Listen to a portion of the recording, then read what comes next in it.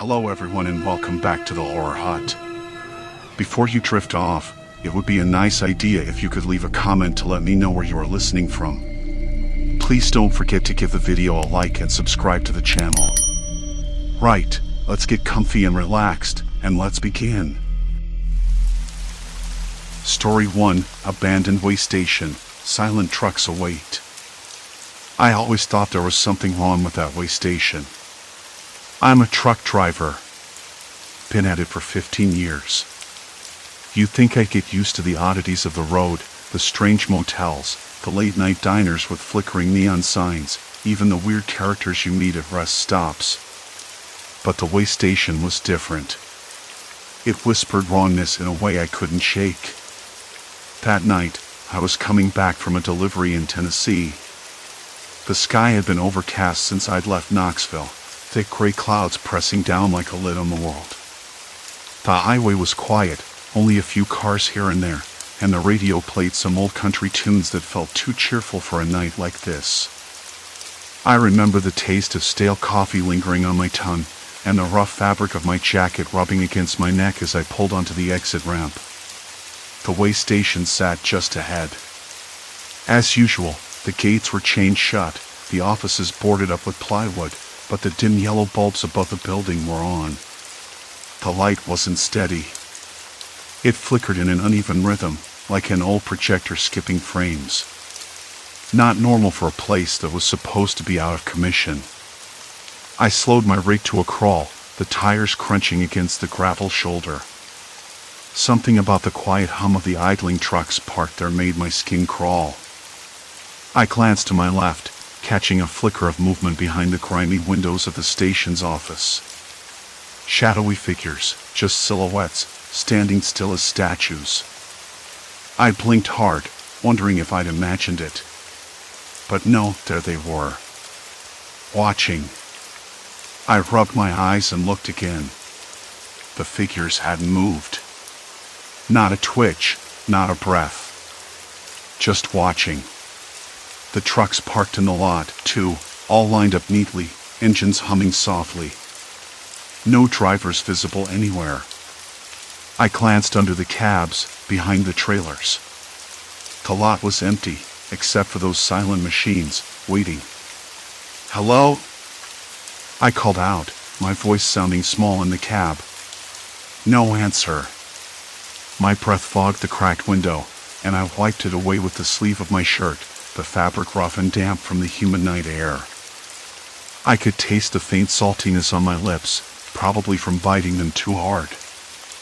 I told myself it was nothing. Probably some maintenance crew working late, or maybe a security patrol.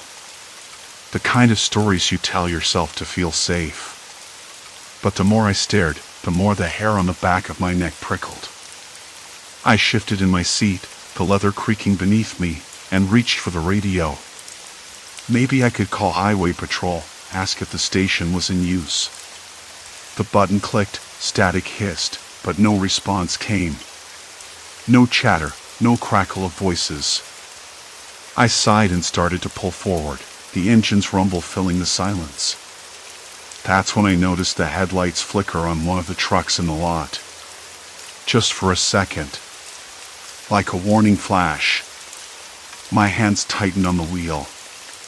I told myself I was seeing things, but my throat suddenly felt dry, and the air, cold and heavy with silence inside the cab, grew colder, or maybe it was just the thought of those empty trucks humming, waiting for something I couldn't name. I looked back at the station one last time before merging onto the highway. The figures were still there, unmoving in the shadows. I swear, one of them raised a hand, slow and deliberate. But maybe it was just a trick of the light. Maybe I was tired. Maybe. The night stretched ahead, empty and quiet, but I couldn't shake the feeling I'd just driven past something that didn't want to be seen. Something patient. Something waiting. Later, at a rest stop near the border, I replayed it in my head. The flicker of light, the silent watchers, trucks humming with no one inside. I tried to laugh it off, telling the trucker next to me, "You ever seen that old way station? Lights on all night, but nobody's ever there. He just shrugged and muttered something about old highway legends, but his eyes flicked nervously toward the highway. I went to bed that night with a dry mouth and a restless mind. The breeze rattled the thin window pane above the bunk, carrying the faint smell of pine and diesel. Somewhere in the distance, a dog barked once. Silence. Complete silence. I didn't know it then, but that night was the first time the way station really got under my skin. Not with a bang or a scream, but a quiet, patient watching, a slow, creeping sense that I wasn't the only one passing through that stretch of highway after dark. I lay there, eyes open, tracing the shadows the moonlight cast across the cracked ceiling. The hum of the highway beyond the trees was a low, constant drone, like a pulse matching my own quickening heartbeat. I told myself it was just the isolation playing tricks on me, the way the mind fills empty spaces with imagined threats. Yet, every creak of the old building, every whisper of wind through the pines, felt deliberate, as if the night itself was holding its breath, waiting. Sleep finally came in short, fragmented bursts, each time punctuated by an inexplicable unease. When dawn crept in, pale and hesitant, I was already alert, eyes scanning the empty yard outside. The way station looked ordinary enough, bathed in soft morning light, but something had shifted. The quiet watching was no longer subtle. It felt like eyes, unseen but unmistakably present, tracing my every move. I pulled on my jacket, steeling myself against the invisible weight lingering in the air. Whatever was out there, I knew this place wouldn't let me go so easily. The morning air was sharp and cold, but the way station sat still under a thin haze, like it was holding its breath. I pulled my jacket tighter and stepped out of the truck, boots crunching on gravel and scattered leaves damp with overnight dew. The hum from the engines last night had vanished, but the place felt heavier somehow, like it was waiting for me to notice something I hadn't yet. I stood by the cracked window of the way station office, peering inside. The flickering fluorescent light was on again, buzzing softly, casting long shadows across dusty countertops and yellowed papers. No one was behind the desk, but footprints smudged the floor near the door. Fresh. That wasn't possible, or maybe it was, if someone had been here after I left. My chest tightened. I circled the building, eyes scanning for anything out of place. The trucks were still lined up in their usual spots, engines off, but the silence felt unnatural. I reached out and touched the metal of one cab. It was cold, but there was a faint vibration, like a low-frequency drone beneath the surface. I blinked, wondering if I was imagining it, but the sensation didn't go away. "Hey," I called out softly, voice cracking. "Anyone here?" Only the wind answered, rattling a loose sign on the rusted pole. The smell of old oil and wet asphalt filled my nostrils, mixed with something else, a faint trace of cigarette smoke, stale but familiar. Someone had been here not long ago. I swallowed hard. Back inside, the air smelled musty, like old paper and damp plaster. I ran my fingers over the peeling paint on the windowsill and caught sight of a smudged fingerprint. Odd, too large for mine. My throat went dry. How many times had I been watching this place and never noticed that? I sat at the desk, flipping through a logbook left open on the counter. Names and times, mostly blank entries or scribbles. But then I found an entry from 2 nights ago, the exact time I pulled in. It read, "All clear. No issues." Signed with initials I didn't recognize. That didn't add up. The trucks humming, the shadows moving behind the windows. Someone was lying. My hands trembled as I pulled out my phone to check the time. No signal. Of course. This stretch of highway was a dead zone, no surprise there. I pocketed the phone and stood, pacing. I needed to figure out what was going on, but how? A sudden noise made me freeze, a soft tapping against the glass. I spun, heart thudding. A figure stood outside, just beyond the dim light's reach. I couldn't make out features, only the outline of a man, still and watching. The flickering bulb above buzzed louder, then steadied. The figure stepped back into the shadows and disappeared. I swallowed hard, trying to steady my breathing. "Who's there?" I called again, voice firmer this time. No reply. Silence. Complete silence. I debated calling the sheriff, but what would I say? That I saw shadows and trucks humming with no drivers? That someone was lurking just out of sight? It sounded crazy, even to me. Instead, I decided to reach out to someone I trusted, Maggie, the diner owner back in town.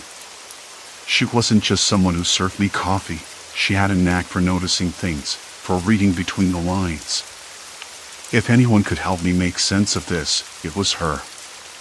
I left the way station and climbed into my truck, the engine grumbling to life with a reluctant growl.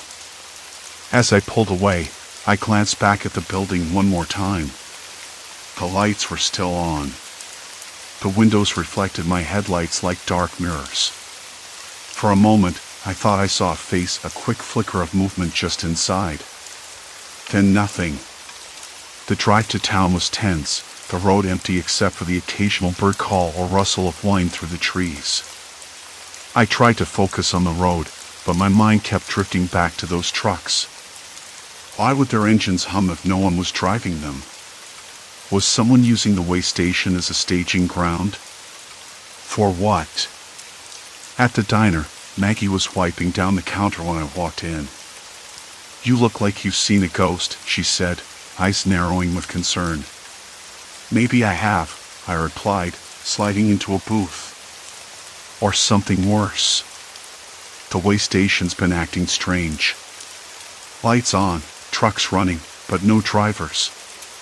And I swear I saw someone watching me last night. Maggie frowned, leaning closer. "That place? You're not the first to mention odd things. A few truckers have reported strange noises, shadows moving. No one sticks around long enough to figure out why.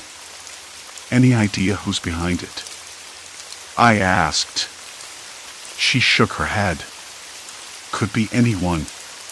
Drifters, thieves, people hiding out. The highway's a magnet for all sorts."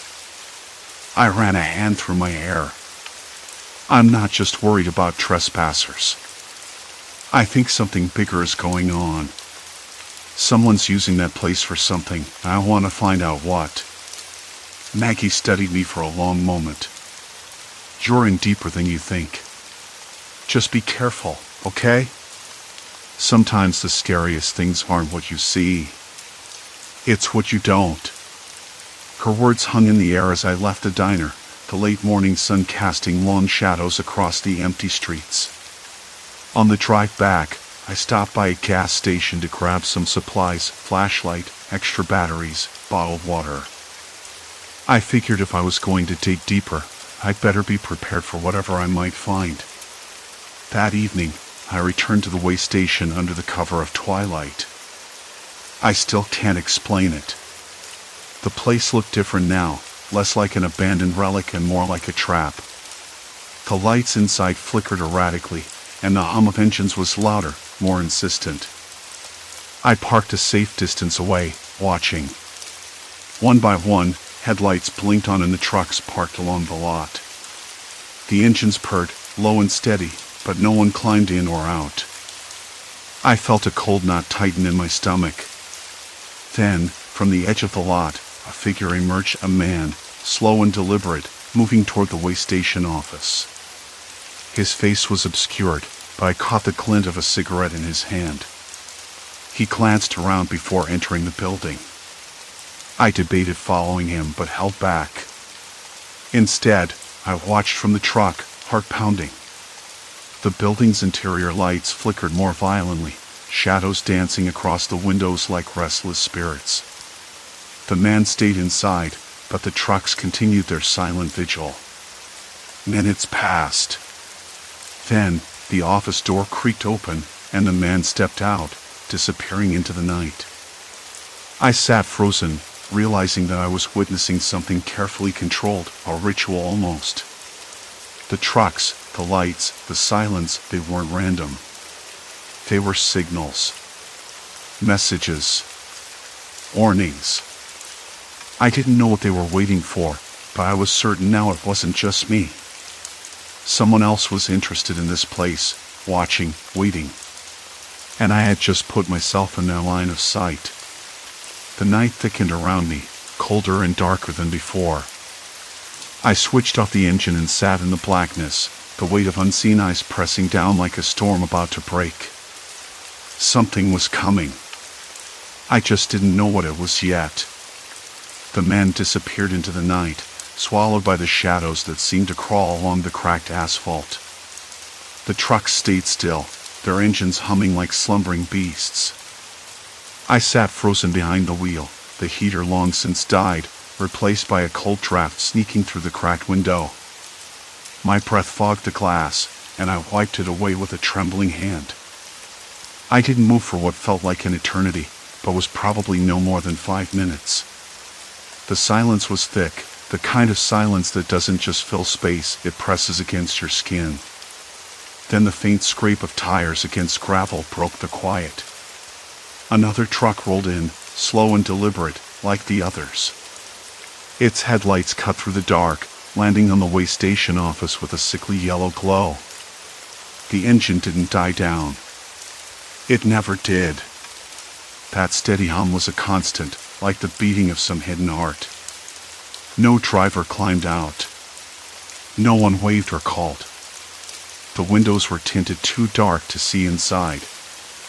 I felt my palms sweat against the steering wheel. I told myself to breathe, but the knot in my stomach only tightened. I knew then that I was not going to leave. Not yet. The idea of driving away seemed impossible, as if the way station had swallowed the road behind me. I reached for my phone, fingers fumbling over the cold screen. No signal. Of course. This place was a dead zone, a black hole for any sort of connection to the outside world. I tried again. Nothing. The silence swallowed my calls. I glanced at the office window. The flickering lights inside had steadied but now seemed almost too bright, casting long shadows across the lot. The air smelled faintly of stale cigarettes and something else, oil, or maybe the faintest trace of sweat and old leather. It was a smell that rooted me to the spot, like the building itself was exhaling. I thought about the man with the cigarette. Who was he? What was this place? Why did the trucks keep their engines running without drivers? It didn't add up. No way station I'd ever seen operated like this. There was something orchestrated, rehearsed. A performance with invisible actors. I had to know more. I stepped out of my truck. The cold hit me full force, sharp and biting. My boots crunched on loose gravel as I walked toward the building, every nerve screaming to turn back. The closer I got, the quieter everything became. The hum of the trucks faded beneath the pounding of my own heartbeat.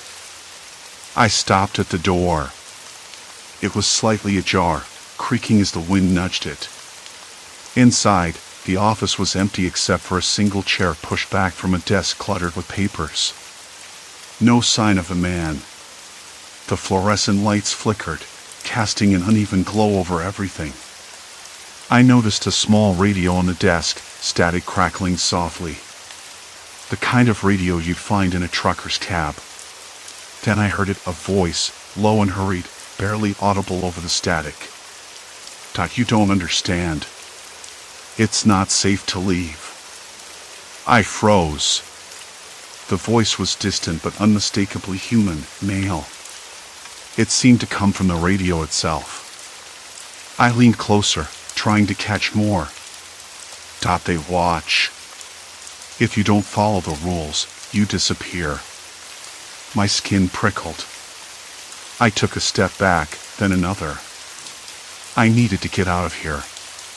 But the trucks, dozens of them, were still there, engines humming, like a cord stretched tight across the lot, blocking any escape. Suddenly, the office door slammed shut behind me. My breath hitched. I spun around, heart hammering in my chest. No one there. Just the dark, the silence, and the flickering light. I tried the door. Locked. Smooth and cold under my fingers. I pounded on the glass, called out, but only my voice answered back, hollow and strange. I looked around the office, desperate for a phone or another way out. Papers scattered across the desk, some with hastily scribbled notes, others with faded, official seals. One document caught my eye, typed words stamped confidential in red. I snatched it up. It was a list. Names. Dates. Locations. And next to each name, a series of tally marks. The last entry was recent, just a few days ago. I recognized one of the names. A trucker who'd gone missing last month. The same trucker whose rig sat idling just outside, engine humming like a heartbeat. I swallowed hard, the cold drying my mouth. Whoever was behind this was tracking people. Watching. Controlling. This wasn't just a weird roadside station. It was a trap. The radio buzzed again, louder this time. You're in it now. No turning back. I slammed my fist on the desk. The words echoed in my mind. No turning back. The weight of that sank in deeper than the night's chill. Suddenly, the overhead lights died. The office plunged into darkness, the only light coming from the trucks outside, their headlights piercing through the windows like accusing eyes. A low murmur rose from beyond the glass. Voices. Whispering. Not angry or frantic, but calm, deliberate. Like they were waiting for me to understand something I wasn't ready to face. My phone buzzed in my pocket. I fumbled in the dark, pulling it out. The screen lit up with a message from an unknown number. You're part of it now. Don't try to leave. I dropped the phone. It hit the floor with a dull thud, but the words burned my retinas. The door rattled violently. Something or someone pushed against it from the other side. I backed away, heart pounding so loud I thought it might burst through my ribs. I was trapped. The trucks. The lights. The shadows. They weren't just warnings. They were the walls of a cage. I realized then that this was no accident. No random roadside anomaly. I had pulled into the point of no return. And the game had just begun. The door rattled again, harder this time, like someone or something was testing its limits. I swallowed hard, tasting the metallic tang of adrenaline in my mouth. My fingers trembled as I reached down for my phone. The screen shattered where it had hit the floor. The message glared up at me like a curse. You're part of it now. Don't try to leave. I couldn't get the words out of my head. Part of what? Part of who? The questions clawed at me, sharp and persistent. Then, a soft click from the door caught my attention. The rattling stopped. My breath hitched. Was it locked? Unlocked? I couldn't tell. I wanted to move, to get out, but my legs felt glued to the spot. That's when I noticed a faint light seeping under the bottom of the door, an unnatural glow, cold and clinical. It wasn't just the truck's headlights anymore. Something else was out there. Watching. A sudden noise made me jump, a metallic scrape, like a chair dragged across concrete. Followed by a low murmur, a voice clear enough to make my blood freeze. You shouldn't be here. I blinked, straining to see through the darkness. The voice was close, too close. My mind raced.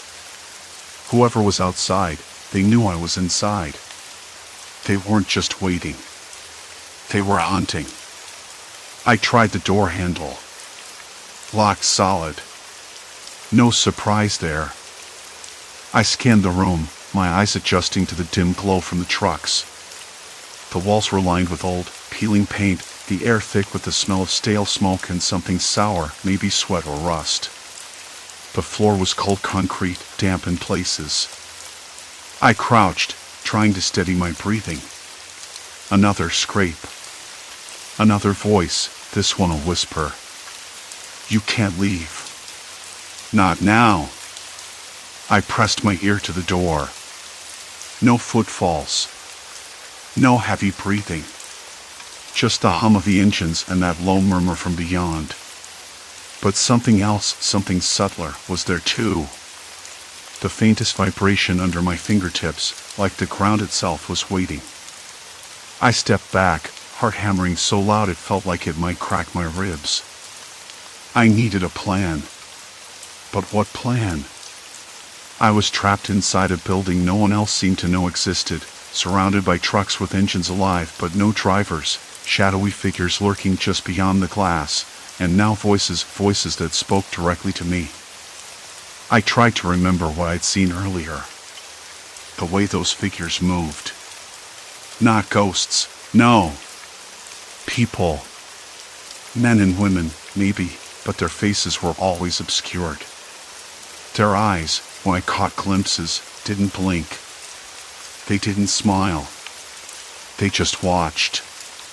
Waited. The truck engine's hum seemed to swell, the vibration deepening beneath my feet.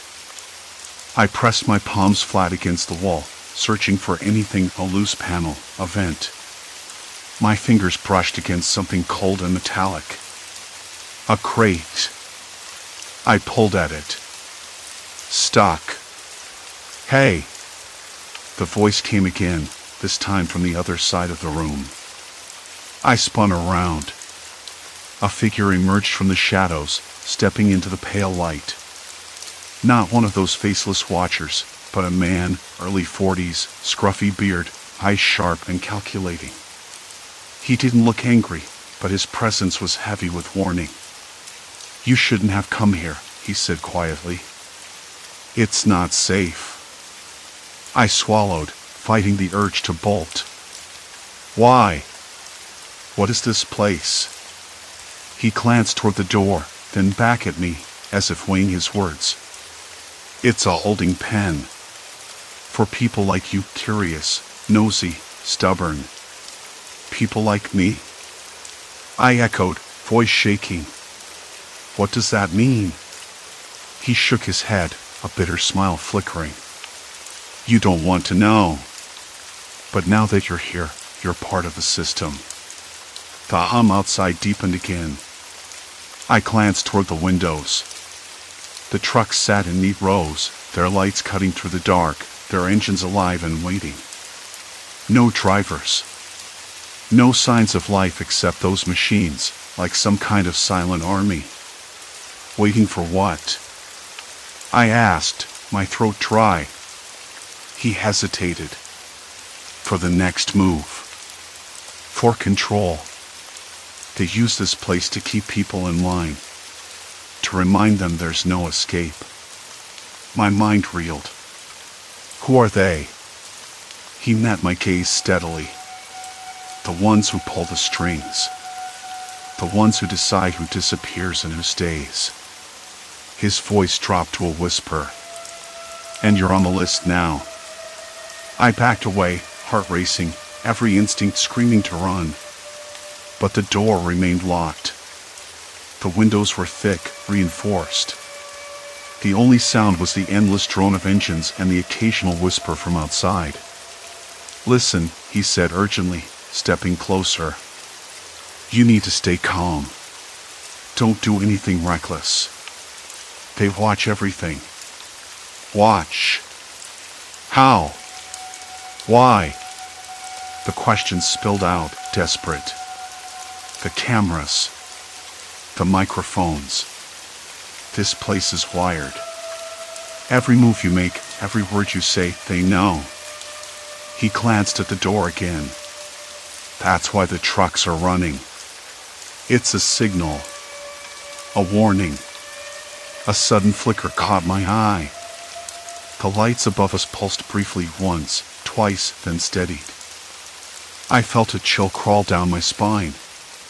Signal for what? I asked, voice barely a whisper. He shook his head. I don't know. But it means something's coming. And it won't be good. The hum grew louder, almost unbearable now, vibrating through the floor, the walls, my bones. My vision blurred at the edges. I squeezed my eyes shut, trying to center myself. This is insane, I muttered. Why me? Why now? He gave me a look that was half pity, half warning. Because you saw something you weren't supposed to. Because you didn't turn away. And because once you're in, there's no easy way out. I wanted to argue, to fight, to scream.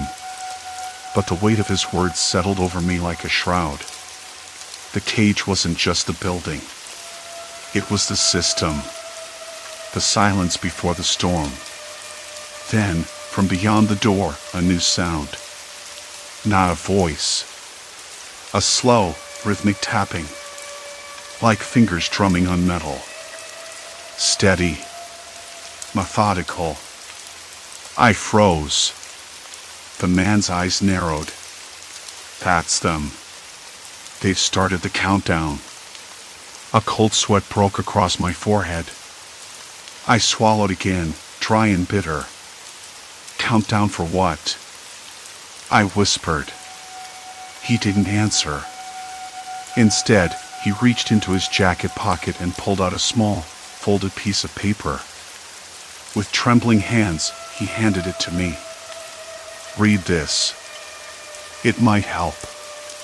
But be careful. Every second counts. I unfolded the note.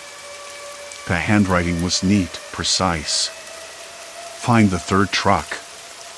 Look beneath the driver's seat. There's something you need. Suddenly, the door shook violently. This time, I heard voices more than whispers, urgent, commanding. They're coming, the man said, backing away into the shadows. My heart slammed against my ribs, every nerve alight with terror and defiance.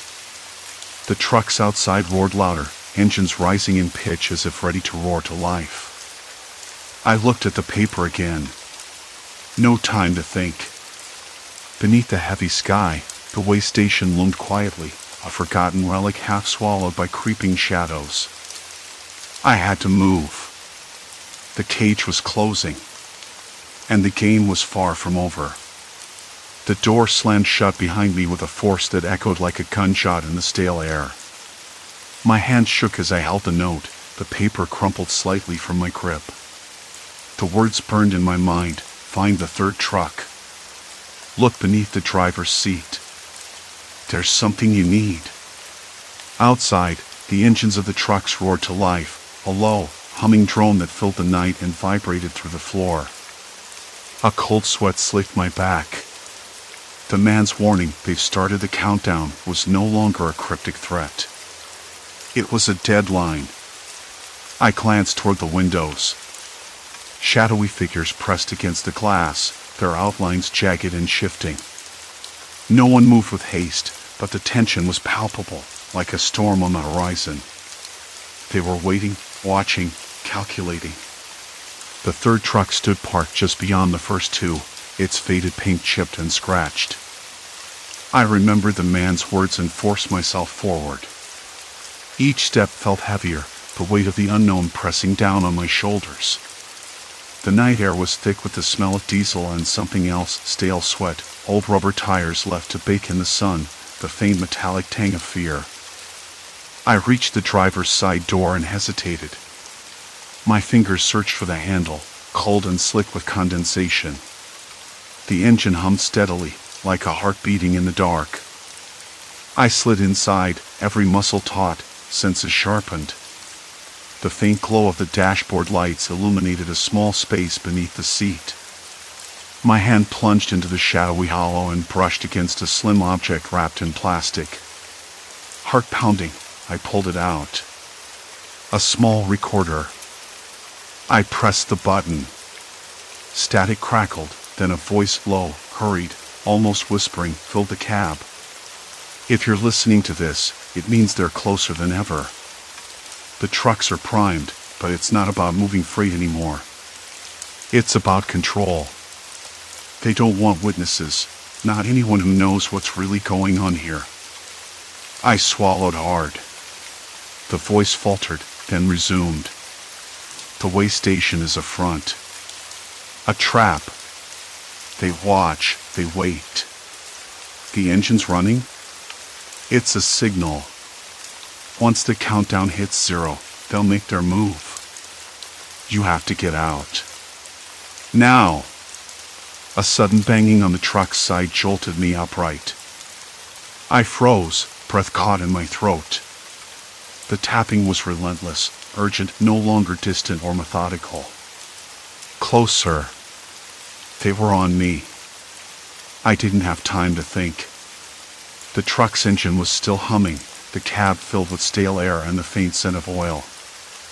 I slipped the recorder into my jacket pocket and climbed out, locking the door behind me. The figures at the windows moved suddenly, their silhouettes sharp against the garish yellow light inside. I turned and ran toward the exit, the cold night air biting at my skin. The pounding steps behind me grew louder, faster. Stop, a voice barked. Not a threat, but a demand. I glanced back.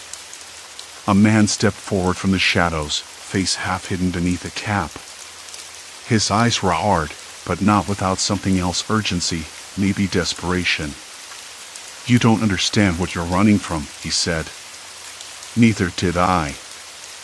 I skidded to a stop, chest heaving, and faced him. The thrumming engines behind us seemed to pulse in time with my racing heart. Then tell me, I gasped. What is this? Who are you? He hesitated, then gestured toward the trucks. They're not just trucks. They're surveillance. They track shipments, movements, people. The way station is where plans are made. Where people disappear. Cold seeped into my bones. I wanted to argue, to run, to deny it all, but the weight of his words grounded me in a grim reality. Why me? I asked, voice barely above a whisper. Because you saw too much. Because you didn't just drive by. He looked at me with something like pity. You're tangled in this now. There's no going back. The engine surged, louder now, almost drowning out the distant sirens. The countdown was reaching its end. I felt a strange calm wash over me, an acceptance I hadn't expected. The fear was still there, sharp and raw, but beneath it, a stubborn flicker of resolve. I couldn't let this place, these people, win. Not without a fight. All right, I said, voice steadier than I felt. What do I do? The man nodded. Follow me. We don't have much time. We slipped into the shadows, moving away from the humming trucks and their ghostly occupants. The air smelled fresher out here, pine and cold earth, but the silence that followed was heavier than any noise. I glanced back once. The way station loomed, a beacon of danger and deceit. The lights flickered, casting long, uncertain shadows. Those figures inside hadn't disappeared. They were still watching. Waiting. Later, when the first light of dawn stretched across the horizon and I was miles away on an empty highway, I finally let myself breathe. The recorder still in my pocket, its weight a small comfort. I thought about the man's words, the disappearance, the surveillance, the countdown, and about how my life had shifted in those few terrifying moments. I wasn't just a driver anymore. I was part of something bigger, something darker. But I had a choice now. to run, or to stand my ground. The road ahead was uncertain, but for the first time in a long while, I felt I wasn't alone. And I knew, no matter what, I wouldn't forget the way station. Not ever. Story 2, Silent Stalker in the Woods, Unseen Eyes Watching. I never thought a quiet weekend alone in the woods could feel so loud. I'd been looking forward to this trip for weeks, just me, a backpack, and a few days to lose myself on the trails. No emails, no calls, no one asking about deadlines or weekend plans. The cabin was basic, wooden and weathered, with a single room and a tiny stove that looked like it hadn't been used in a while. A stack of firewood leaned against the wall, damp and a little mossy smelling. The windows were small, and the glass wasn't quite clean, so the view was blurry but enough to see the forest pressing close all around. I dropped my pack with a thud and ran my hands over the rough wooden table, trying to settle the jitter in my fingers. The air was cool, and a breeze rattled the loose panes, making the whole place feel alive in an unsettling way. Outside, a crow cawed harsh and sudden, and I jumped, the sound slamming into me like it was too loud in the stillness. I told myself I was being ridiculous. I was alone here, yes, but that was the point. I wanted to be alone, to listen to nothing but my own footsteps and breath. Still, the feeling lingered, a faint prickling at the back of my neck. Maybe it was the silence. Maybe it was the way the trees seemed to lean in, watching. After unpacking, I decided to stretch my legs with a short walk down one of the nearby trails. The path was narrow, lined with underbrush that caught on my pants and snagged at my sleeves. The forest smelled different here, wetter, with the subtle sourness of decaying leaves underfoot. My boots pressed into the soft dirt, muffling my steps, but I could hear the distant rush of a creek and the occasional snap of a twig. About 15 minutes in, I noticed something odd. Hanging from a low branch was a strip of fabric, frayed and faded, but unmistakably man-made. It looked like part of a shirt sleeve, maybe? The edges were ragged, caught on the bark like a flag. I stared at it, my hands tensing at my sides. How had it gotten there? I couldn't remember seeing anyone else on the trail. No other footprints. No voices. I pulled out my phone to take a picture, but the screen was dead, no signal, no battery. Of course. I slipped it back into my pocket and looked around more carefully. The forest was still, but I felt a shift, a subtle change in the air.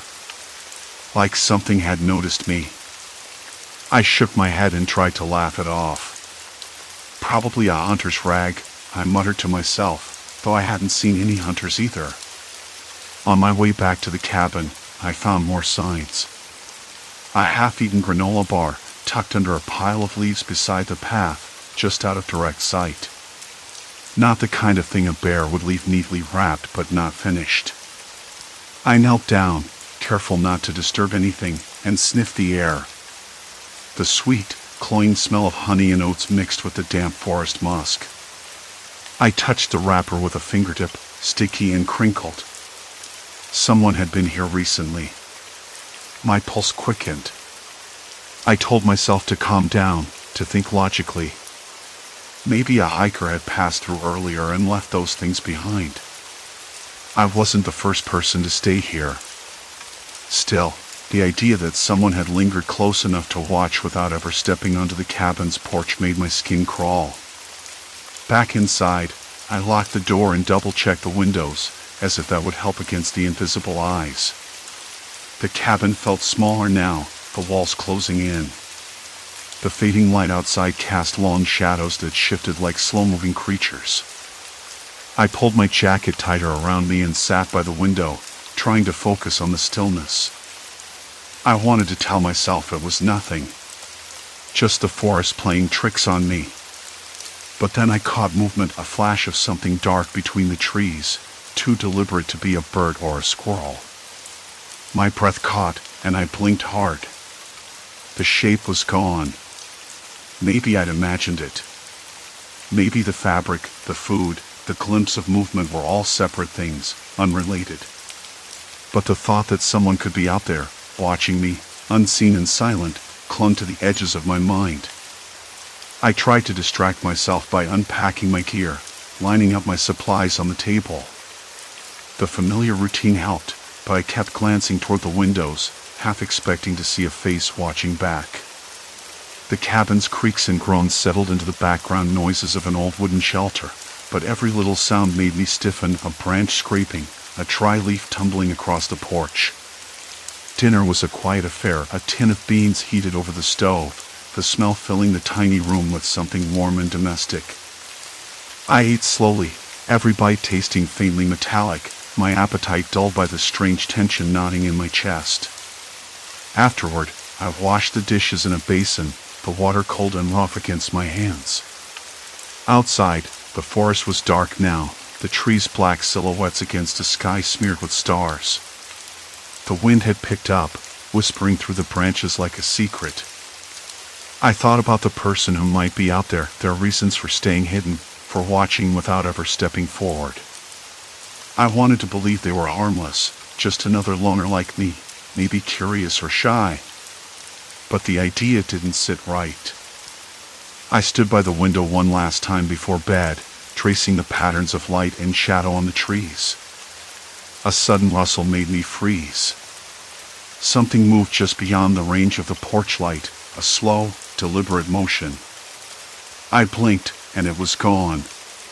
Silence. Complete silence. That's when the unease settled in fully, sinking deep, a cold weight pressing into my ribs. I told myself to get some rest, to laugh at the absurdity of it all. Tomorrow would be different. Tomorrow, I'd hike farther, see more, feel less watched.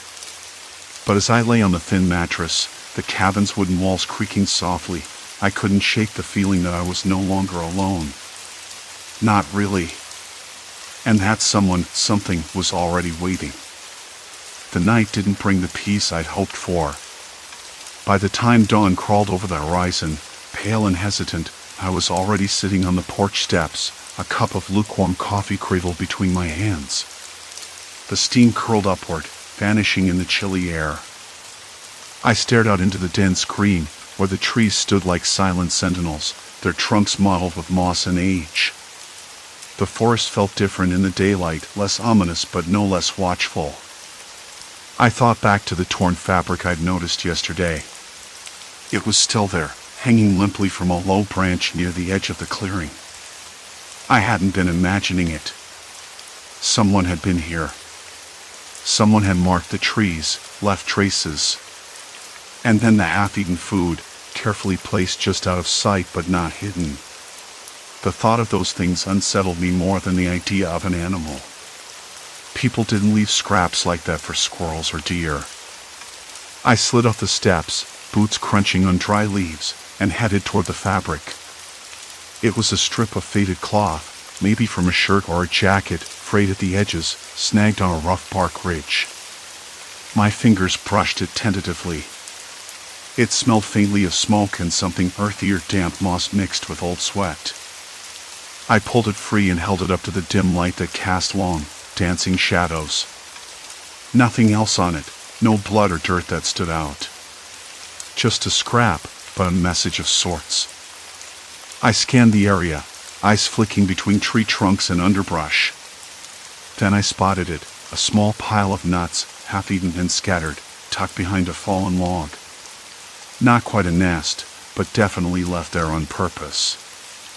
I kicked at the ground nearby, unearthed bits of crushed leaves that smelled stronger of decay than I'd expected for something so fresh. The taste of unease crept up my throat again.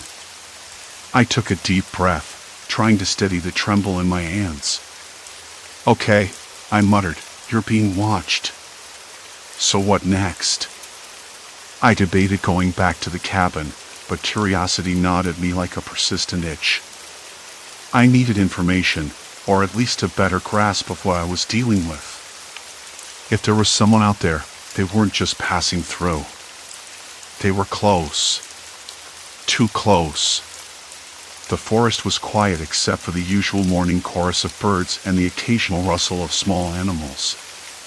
Still, I felt eyes on me, even though I saw no one. It was like the trees themselves held their breath. I moved carefully, keeping to the clearings where I could see farther, but also knowing that these open spaces made me vulnerable. I found more subtle signs as I walked. A length of rope tied loosely around a sapling, frayed and dirt-streaked. Bits of plastic and paper caught in the undergrowth, scraps of something once useful, maybe packaging from a snack or a map. Nothing that could identify who'd left it, but enough to tell me this wasn't random trash. One moment stands out. I paused by a small creek to drink, cupping my hands in the icy water. The cold shocked me, fingers going numb, but it cleared my head. That's when I spotted a footprint pressed in the mud, too large to be mine, maybe a woman's, judging by the shape and size. The tread was worn, the sole pattern indistinct but definitely human. It led away from the creek, deeper into the woods. I swallowed hard, heart jolting in my chest. The reality hit me. This wasn't just some isolated camper or a harmless wanderer. Someone had been tracking me, or at least watching.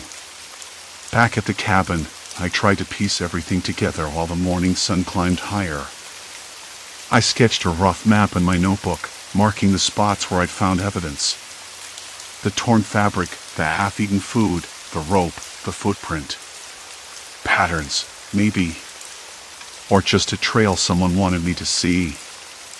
I caught myself staring out the window again, the same way I had last night, tracing the shifting light and dark on the trees. I wondered if whoever was out there was doing the same, watching me as intently as I watched them. The idea was absurd and chilling all at once. Later, I stepped outside with my phone, hoping to get a signal to call someone, maybe a ranger or a friend. Nothing. Not even a sliver of bar. The forest swallowed the signal whole. Isolation wasn't just a feeling here, it was a fact. Around midday, the wind shifted. It carried a faint scent of wood smoke, distant but unmistakable. Someone had lit a fire, but there was no smoke rising from the direction of the cabin. Somewhere else. Closer to the deeper woods. My stomach twisted. I debated following the smoke, but common sense won out. If they wanted to stay hidden, approaching them wasn't a good idea. Still, I needed to know more. I couldn't ignore the signs anymore. I spent the afternoon setting up small markers along the trails I'd walked, tying bits of cloth from my own clothes to branches, bright red, a color that stood out against the greens and browns. If this person was watching, maybe they'd notice.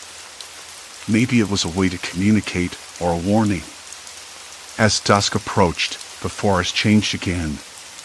The temperature dropped sharply, and the sound shifted. No longer birds, but the rustle of leaves, the scurrying of unseen creatures. My skin prickled. I kept glancing over my shoulder, imagining figures just beyond the tree line. I told myself to stop. The mind plays tricks when it's left alone too long. But then I saw it, a flicker of movement, quick and deliberate, between two oaks about 50 feet away. I froze, breath caught.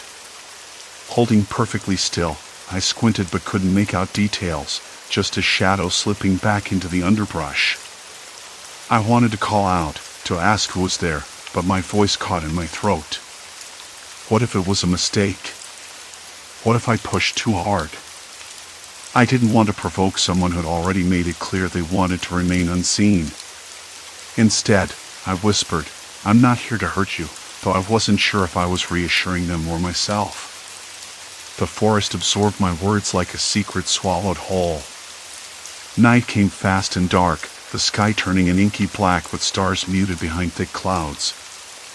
I stayed close to the cabin, the door locked even though I knew it wouldn't keep someone out if they really wanted in. But the barrier wasn't physical, it was the tension in the air, the knowledge that I was being watched. I thought about the person out there. Maybe they were scared too. Maybe they had reasons for staying hidden. But reasons didn't make the watching any less invasive, the silence any less heavy. I looked at my maps and notes, the red cloth markers fluttering faintly in the wind. Tomorrow, I'd have to decide what to do next. Keep investigating? Try to make contact. The answer didn't come easy. But the forest was waiting, and so was the watcher. And I wasn't sure which of us would make the next move. The night pressed in like a weight. I lay awake on the cabin floor, the thin foam pad beneath me barely a barrier against the chill seeping through the wooden planks. Outside, the forest whispered and shifted, branches scraping the windows in a rhythm that was almost deliberate. I couldn't tell if it was the wind or something else, something watching. I kept replaying the moment I whispered into the dark, "I'm not here to hurt you." It sounded ridiculous, talking to empty space. And yet, the silence that followed felt like a response, like an acknowledgement I wasn't alone. My throat tightened just thinking about it. Was I inviting trouble? Or was I trying to talk down a nightmare I was making up? Morning came slow. Thick gray clouds smothered the sky, and the air smelled damp and heavy, like the earth was holding its breath. I made coffee, the bitter steam filling the cabin, but it didn't warm me up. Instead, I felt the cold knot of unease settle deeper in my stomach. I knew I couldn't just sit here. I stepped outside, boots crunching on wet leaves. The torn fabric on the tree, the faded red scrap I'd found yesterday, caught my eye.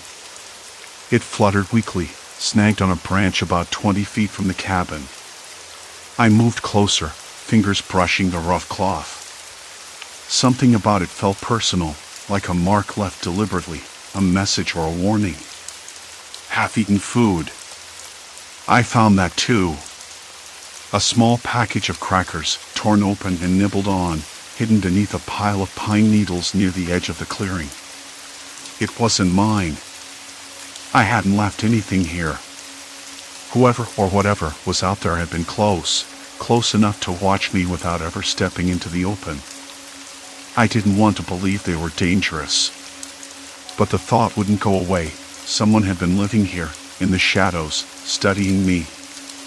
Not by accident. Not by chance. I pulled out my phone, half expecting no signal. As usual, nothing. No bars. No messages. No escape. It was just me in the forest and the watcher. I debated packing up, leaving this place behind. The whole idea of a solo hiking trip was to find solitude, peace. Instead, I'd stumbled into a trap. But even the thought of retreat felt impossible. I'd hiked too far in, the trail back obscured by storms and fallen trees. And if I left now, what would I be running from? The unknown? Or the very real presence lurking just beyond the trees? I started walking, following the faint footprints I'd noticed the day before. They were fresh, pressed into the soft earth, small, careful steps that didn't belong to any animal I knew. I traced them slowly, trying to stay quiet, heart thudding so loud I worried it would give me away. The forest closed in tighter, the canopy blotting out what little light there was. The air smelled of moss and decay, with a faint hint of smoke or something burnt. I stopped. Something was off. The footprints ended abruptly near a thicket.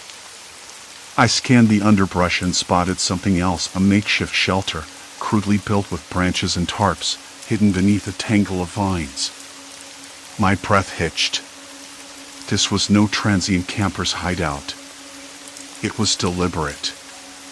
Someone had been here recently. And judging by the scattered food wrappers and footprints, they might still be nearby. I wanted to call out, to say I wasn't a threat. But my voice caught in my throat. What if they answered? What if they didn't want to talk? The thought of confrontation made my skin crawl. I backed away slowly, careful not to disturb the fragile quiet. As I turned, a snap echoed behind me, sharp, deliberate. I froze. No movement. No rustle. Just silence. The forest held its breath. I broke into a slow jog, heart hammering against my ribs. I reached the cabin, slammed the door shut, and locked it again, even though I knew it was more symbolic than protective. I pressed my back against the wood, breathing hard, the taste of cold metal in my mouth. I wasn't alone. They were watching me. Always watching. I checked the windows, peering out into the gloom. Shapes shifted between the trees, branches, or something else. I couldn't tell. The daylight was fading quicker than I remembered, the clouds thickening, swallowing the sky whole. I thought about the maps, the red cloth markers fluttering in the wind. They weren't just markers anymore. They were warnings. Messages. A silent language I was only beginning to understand. I had crossed a line. There was no going back. I sat down heavily, the floor cold beneath me. I couldn't stay here, frozen in fear. But I couldn't leave either, not yet. Not all the questions lingered, whispering in the dark. Who was out there? Why were they watching me? And what did they want? The wind picked up, rattling the cabin like a warning. I reached out, flipping open my notebook, the pages damp but still legible. I started writing, trying to make sense of everything. Suddenly, a faint sound, a soft rustling, like fabric brushing against bark, drifted close to the window. I held my breath. The silhouette of a figure barely visible against the dim forest. For a moment, we stared at each other. No words. No movement. Just two shadows caught between light and dark. Then, the figure turned and disappeared into the trees. I didn't follow. I couldn't. Not yet. I realized then that this wasn't just a random encounter. It was a game. And I was both the player and the prize. The forest closed around me once more. There was no turning back. Only the slow, creeping certainty that I was trapped in a place where every step I took was being watched, measured, and judged by eyes that never blinked. The night stretched on like a breath held too long, tight and trembling in my chest. I couldn't shake the feeling that the forest was closing in, inching closer with every gust. The trees weren't just trees anymore. They were sentinels, silent witnesses to something that didn't want to be known, something that had been here long before I arrived. I tried to calm myself, tried to tell myself it was just some local squatter or a lost hiker, someone as anxious about this place as I was. But the signs, torn fabric on the bark, half-eaten food cleverly hidden, those weren't accidents. They were messages, deliberate marks left just beyond my sight, a careful choreography of control. The window rattled again, softer this time. My breath caught. I swallowed hard. The figure might have returned. Or maybe it never left. Maybe it was always there. I forced myself to look away from the glass and scan the cabin. The dim glow of my lantern cast long shadows, turning familiar objects into strange shapes. The chair in the corner looked like it might lunge at me. The small kitchen table seemed to shrink under the weight of silence. I counted my breaths, slow and measured, but even that felt useless. Then, without warning, the power flickered. The weak bulb hanging from the ceiling dimmed and brightened in an uneven pulse, plunging the room into near darkness before sputtering back to life. My fingers twitched toward the switch, but I stopped. Maybe it was better this way.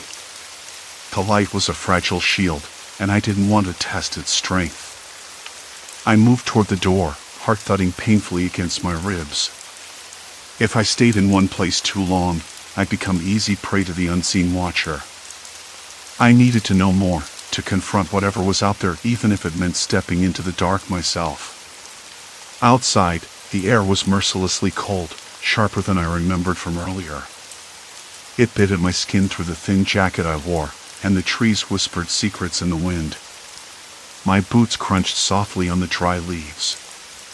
I kept my gaze fixed on the underbrush, scanning for any signs of movement, glint of eyes, a shadow that didn't belong. I saw nothing at first. Just the skeletal limbs of trees and the mottled moonlight filtering through branches. But then a flicker. A quick, deliberate movement just beyond the edge of the clearing. I stopped dead. The fabric caught in the moonlight, the same torn cloth I'd found before, swaying gently from a low branch. I swallowed the rising lump in my throat and stepped closer. The smell hit me then, earthy, faintly metallic, like old sweat mixed with something sour. I gagged a little, the scent clinging to the night air. Nearby, a plastic container lay half buried under leaves, its lid askew, revealing a crust of spoiled food. Someone had been here. Recently. Watching me. Mocking me. I wanted to shout into the night, to demand answers, but my voice caught in my throat. Instead, I crouched low and scanned the undergrowth. No flash of movement. No whisper of sound beyond the wind. The forest felt alive. Hostile, patient, waiting. I debated going back to the cabin, but the thought of retreat felt like surrender. This wasn't just about survival anymore, it was a test. And I wasn't sure I knew the rules. A twig snapped sharply behind me. I whirled around, breath shallow, eyes wide. Nothing but darkness. The shadows seemed thicker now, pressing in. My pulse hammered in my ears, a frantic drumbeat that drowned out everything else. I forced myself to take a step forward, then another. The fabric on the tree caught my eye again, a small, deliberate cut in the cloth, almost like a tally mark.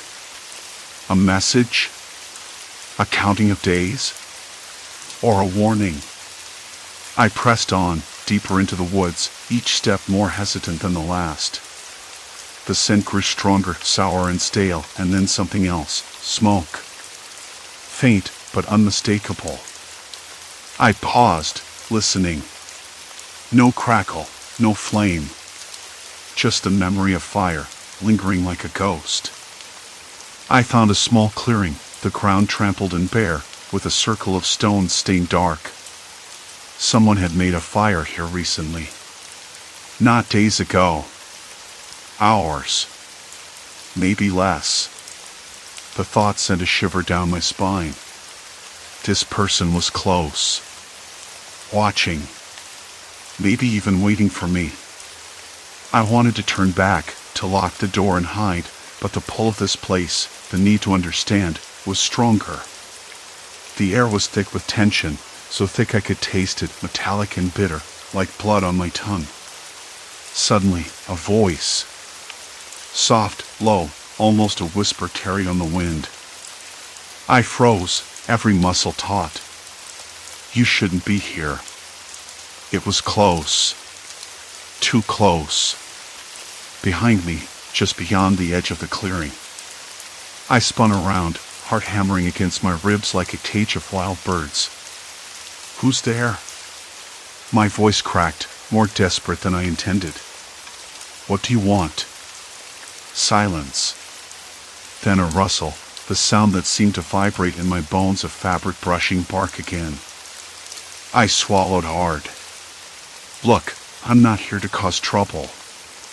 I just want to understand. Another pause. The voice came again, barely audible. This place. It's not for visitors. I took a cautious step forward, hands open, trying to appear non-threatening. I'm not trying to invade. Just, please, talk to me. The wind picked up, carrying the scent of damp earth and something fouled, like forgotten garbage. The figure emerged slowly from the shadows, a man, I thought at first, but his face was obscured by a hood, features hidden in darkness. His eyes, though, they caught the moonlight, sharp and wary. "I've been watching," he said, voice low, measured. "You don't belong out here." "I'm leaving soon," I said, voice steadier now, though my hands trembled. "Just wanted some solitude. Didn't mean to upset you." He laughed, a harsh, humorless sound that scraped against the night. "Solitude? There's no such thing here. Not anymore." "What do you mean?" He stepped closer, the underbrush crunching beneath his boots. "This forest isn't empty. It never was. People come and go, but some of us, we stay." His words hung between us, heavy and suffocating. "Why watch me? Why not just say hello?" "Because some things are better left unspoken," he said, voice rough with something like regret. "Because trust is a luxury we can't afford." The air grew colder, the shadows deeper. I took another step back, heart racing, mind scrambling for a way to escape this conversation without provoking him. "You don't have to be my enemy," I said quietly. "I'm just passing through." He studied me, eyes dark pools reflecting the moon. Then, abruptly, he turned and vanished into the trees, swallowed by the night. I stood alone in the clearing, the silence pressing in again, denser than before. I woke to the soft, insistent tapping of rain against the cabin's single window. It was early, still gray outside, the kind of morning where the world feels paused between night and day. The scent of damp earth drifted in through the cracked frame, mingling with the faint, lingering smell of old wood and something else, smoke, maybe, from a distant campfire.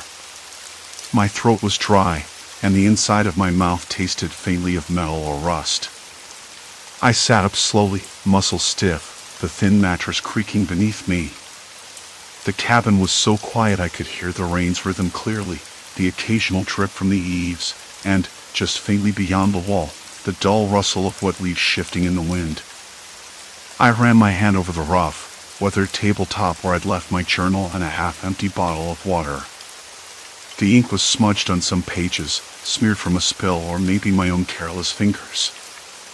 I hesitated before opening it. Too many words felt like they were written in a different person's hand, someone worn down, restless, and afraid. I didn't want to think about the torn fabric on the trees anymore, or the half-eaten food hidden in the underbrush like some grotesque offering. Not today.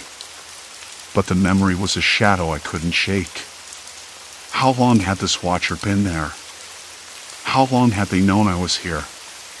The thought was like a cold knot tightening in my stomach. I swallowed hard. "Get a grip," I whispered to myself, voice rough. The rain eased by mid-morning, and I stepped outside, boots sinking slightly into mud softened by the storm. The forest around the cabin was soaked, branches dripping, leaves slick and vibrant green. The air smelled alive, fresh, raw, and a little wild. I tried to shake the tension from my shoulders as I walked toward the path I'd taken the day before. The one where I first noticed those scraps of fabric, snagged on low branches. My fingers brushed over a faded blue thread, damp and frayed. I stopped. Listened. The forest was breathing around me, the creak of bark, the distant call of a crow, the sudden scurry of something small through the leaf litter. But beneath it all, I thought I heard something else. Footsteps? No, too soft. A breath, maybe, or the shifting of a figure hidden just beyond sight. I didn't move for a long moment. Then, slowly, deliberately, I followed the path deeper, eyes scanning the shadows. I found the remnants again, bits of cloth, a torn strap from a backpack, half-eaten berries laid out carefully on a mossy rock. Whoever it was didn't want to be found, but they weren't trying to hide entirely either. It was a game. A slow, deliberate dance of discovery and concealment. That afternoon, I returned to the cabin with a plan I wasn't sure I trusted. I would stay inside, keep the windows shuttered, and watch. I moved my chair to face the largest window, the one overlooking the narrow clearing where the trees thinned. I pulled the curtain aside just enough to see without being seen. Hours passed. Shadows lengthened. The light shifted, flickering faintly as clouds moved overhead. My breath fogged the glass. I caught myself holding it, straining to hear any sound beyond the rain's fading patter and the forest's quiet murmurs. Then, just as I was about to give up, a figure appeared. Tall, lean, moving carefully along the edge of the clearing. Not quite walking, more like slipping between trees, a ghost in the fading light. I couldn't make out a face, only the dark shape of a hooded jacket and the slow, deliberate sway of a backpack. My heart hammered in my chest. I wanted to call out, to ask who they were, why they were watching me. But the words died in my throat. Instead, I watched as the figure paused, turned slightly, as if sensing me. For a breathless moment, I thought they'd come closer, maybe even speak. But no! They vanished into the trees again, swallowed by the shadows. The night stretched out around the cabin, thick and impenetrable. Inside, I lit a candle, the flickering flame casting long shadows on the walls. The silence was heavy, almost loud. I sat by the window, journal open but untouched. My fingers tapped the wooden frame, a rhythm to keep myself steady. I thought about why I'd come here in the first place. To escape noise, to find clarity in the wilderness. And yet, here I was, more tangled in fear and uncertainty than ever. Maybe that was the real wilderness, the one inside me. Morning came slowly. The fog hung low, wrapping the trees in a soft gray shroud. I packed quietly, the weight of the cabin and the forest pressing in around me. Before I left, I stepped outside one last time, the ground soft beneath my boots, the air cool and fresh. I found the torn fabric again, fluttering slightly in the breeze. I ran my fingers over it, rough and worn. Then I looked up, into the trees, half expecting to see those dark eyes watching. But there was nothing. No sign of the figure. Just the quiet, steady breath of the forest. As I walked back toward the trailhead, the sun broke through the clouds, casting dappled light on the path. The woods felt different now, less menacing, more mysterious. I wasn't sure what had followed me or why. Maybe I never would be. But I knew this, the forest had changed me. It had stripped away the easy comfort of solitude and left me face to face with something far more complex. The vulnerability. The unknown. The way fear doesn't always come with a face. I reached the parking lot, the hum of distant traffic a strange comfort. My hands still trembled a little, but the knot in my chest had loosened. I looked back once, toward the trees, then turned away. I didn't say goodbye. Some things don't need words. And maybe that was enough. Story 3, Silent Study, the focus room's deadly grip. I never thought the quietest place in the academy would be the loudest. The library had always been my refuge. A sanctuary tucked between the worn bricks of the east wing, where the scent of old paper and polished oak mingled with the faintest trace of lemon polish. It smelled like a promise. If you could just get in there, shut everything else out, maybe, just maybe, you'd make sense of the chaos outside. But the focus room was different. It was a small chamber, windowless, with walls padded in some kind of thick, sound-absorbing material. The door locked automatically behind you, and there was no way to call for help except a single buzzer on the wall. The idea was simple enough. No distractions, no interruptions, just pure concentration. Designed by some committee of perfectionists who believed that success was measured in decibels and discipline. I heard rumors about it since my first week at Grayson Academy. Students disappearing after long hours inside, emerging pale, eyes glazed, sometimes not at all. Staff chalked it up to stress, exhaustion, or personal reasons. Nobody talked about it openly. Nobody wanted to admit that the place engineered its own kind of pressure, like a machine that chewed you up and spat you out, one perfect grade at a time. I didn't believe it. Not at first. My name's Eli, by the way. Junior here, and if you asked me what I wanted out of all this, well, I'd say I wanted to graduate without losing my mind. A low bar, sure, but it felt reasonable compared to the endless grind. The endless noise.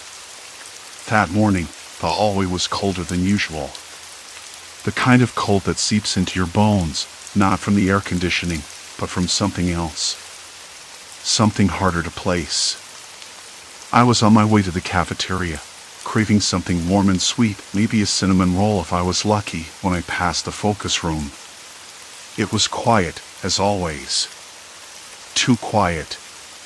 The flickering fluorescent light above the door buzzed softly, casting a pale, flickering glow on the polished brass plaque that read Focus Room Maximum Concentration Enforced. A muffled cough startled me. I stopped. The door was closed, but the cough, sharp, uneven, came from inside. I pressed my ear against the cold metal. Nothing. Just silence. I shrugged and kept walking, but my stomach twisted. I knew the cough wasn't just some random noise. It was a person. Someone trapped inside. Or maybe not trapped exactly, but stuck in that self-imposed prison. Later that afternoon, I found myself standing outside the room, with its faint smell of dust and decay again. The hallway was deserted, the buzz of the fluorescent light louder now, filling the oppressive silence. I was supposed to be studying for the calculus exam, but my notes felt meaningless. Numbers blurred together, and every so often, I caught myself staring at the door like it held the answers or the secrets everyone was too scared to admit. I glanced around. Nobody else was around, except for a janitor wheeling a cart down the far corridor. He didn't look my way. Probably didn't even notice I was standing there. I pressed the buzzer, almost on impulse. A sharp beep sounded inside. A voice came over the intercom, clipped and controlled. Focus room in use. Please do not disturb. That was it. No warmth, no sympathy, just a cold reminder of rules and boundaries. I stepped back, heart thundering in my ears. What did that voice even mean? Was the person inside okay? Or was this some kind of psychological trap?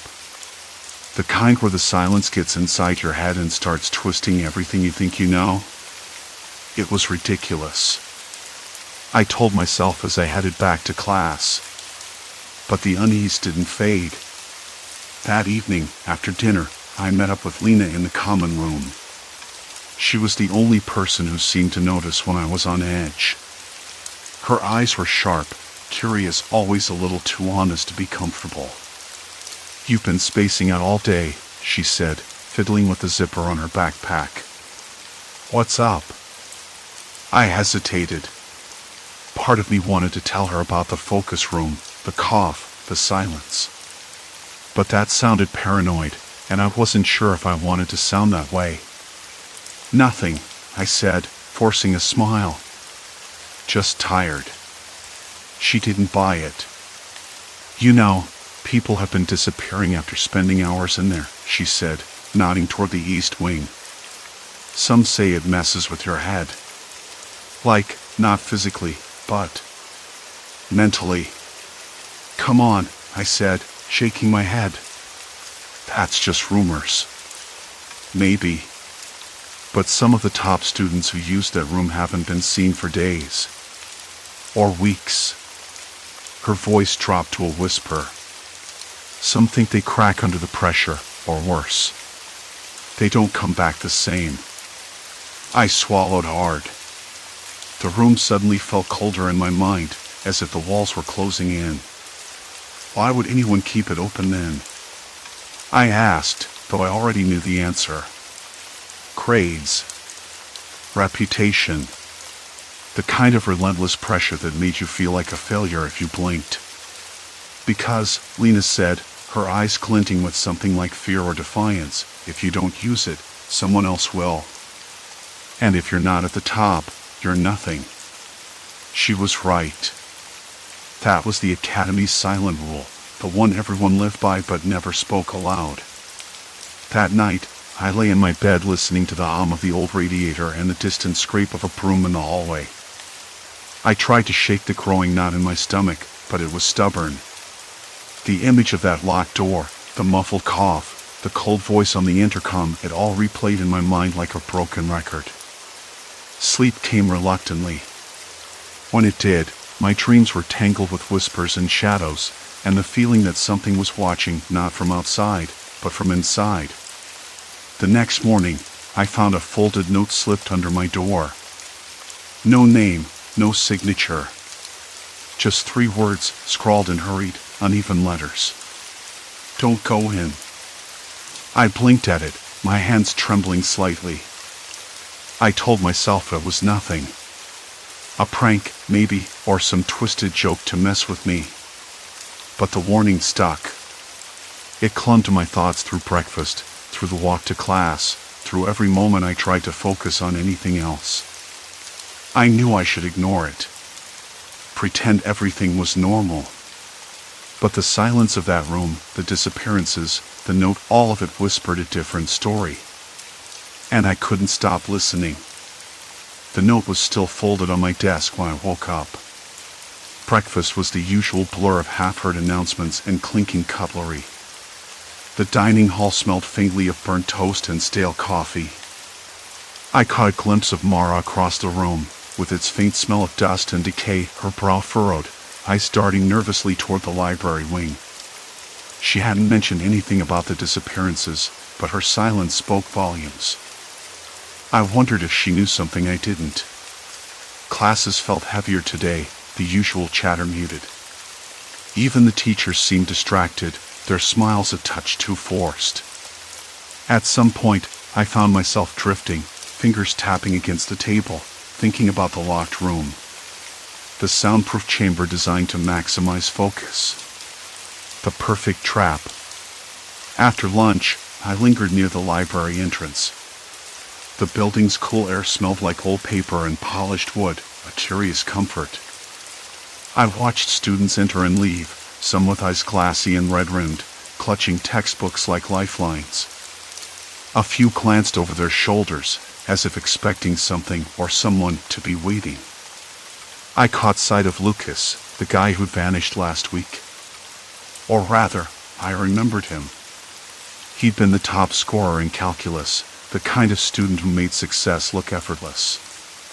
His locker was still there, unopened, a faint scuff on the door where someone must have bumped into it.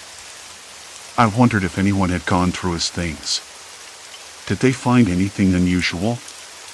A secret journal? A last desperate note? The thought sent a shiver down my spine. I pulled out my phone, fingers trembling as I typed a message to Mara. Have you heard anything about Lucas? The reply came almost immediately, only rumors. People say he snapped under the pressure. I knew what she meant. The Academy's relentless grind had a way of cracking people open like fragile glass. Later, I cornered Emma, one of the seniors who'd spent hours locked in that room last semester. She was a ghost of herself, pale, withdrawn, eyes too big for her face, like she'd seen too much. I found her sitting on a bench outside, tracing patterns in the concrete with her finger. Emma, I said softly, can I ask you something about the library? She looked up, startled, and blinked rapidly. What about it? The locked study room, the one that's soundproof. You were in there, right? What was it like? She hesitated, biting her lip, then nodded slowly. It's like being trapped in your own head. No distractions, yeah, but your thoughts get louder. You start hearing things. Your own breathing, your heartbeat. Time gets weird, like it stretches and snaps back. I nodded, trying to picture it. The silence must have been suffocating, not peaceful. Did you ever feel lost? Like you couldn't tell what was real? Her eyes flicked away, and I sensed the answer before she spoke. Yeah. I almost didn't come out. Almost didn't come out. The words echoed in my mind. She didn't say why, or what made her stay. That night, I couldn't shake the feeling that something was closing in. The dorm hallways felt narrower, shadows deeper. The faint hum of the ventilation system buzzed in my ears, relentless and cold. I tried to read, but my hands kept drifting to the note on my nightstand. I wasn't the only one unsettled. Across the hall, I heard a stifled sob. Then another. A quiet breakdown, the kind that happens when someone is holding on by threads stretched too thin. The academy wasn't just breaking bodies, it was breaking minds. By morning, I knew I had to dig deeper. I couldn't rely on rumors or half-truths. If the locked room was a trap, I needed to understand how. What was happening inside that silence? The library was closed for maintenance, but I managed to slip in through a side door left ajar. The air inside was stale, heavy with the scent of dust and forgotten secrets. I found the librarian's office empty, papers scattered across the desk like forgotten memories. Among them, a maintenance log caught my eye. It was detailed dates, times, repairs, but one entry didn't add up. A note about the soundproof room, repeated complaints of dizziness and disorientation. No structural faults found. Psychological assessment recommended. Psychological assessment recommended. I traced my finger over the words, heart tightening. Someone had flagged the room as a problem, but nothing had been done. Instead, the academy doubled down on its use. As I turned to leave, I caught a glimpse of a file tucked behind some manuals. It bore the seal of the academy's counseling center. Inside, records of students who'd used the soundproof room, their visits, notes on anxiety, hallucinations, and paranoia. Hallucinations. My stomach twisted. The sealed room designed to isolate and sharpen focus was instead unraveling minds. I tucked the file under my jacket, the paper crumpling slightly against my ribs. I couldn't show it to anyone yet. If I did, maybe I'd be branded a troublemaker. Worse, maybe the academy would just bury it deeper. Outside, the late afternoon sun cast long shadows across the quad. Students moved like ghosts, their faces tight with exhaustion. I spotted Mara again, this time with a small group huddled near the fountain. When our eyes met, she gave a barely perceptible nod. An unspoken alliance. Back in my room, I pored over the file by the flickering light of my desk lamp. Names, dates, symptoms, each page a portrait of slow collapse. The academy's pressure was a force no one could outrun, and the soundproof room was its most insidious tool. I paused, fingers hovering over a name I didn't recognize. The last entry was dated yesterday. The student was still missing. Silence. Complete silence. The phone buzzed on the desk. A message from an unknown number. Stop digging, or you'll be next. My hands shook. The note from last night, the file I found, the warnings, they were all connected. Someone wanted to keep this secret buried. I stared at the screen, the cold glow searing my eyes. The academy wasn't just a place of learning. It was a cage. And I was already inside. The question wasn't if I would be next. It was when. The phone's glow faded, but the cold knot in my stomach didn't. I had crossed some invisible line. There was no going back. Morning came dragging, gray and slow, the academy's stone facades dull under a clouded sky. I hadn't slept properly. Instead, I sat by the window, watching the campus wake with its usual relentless energy.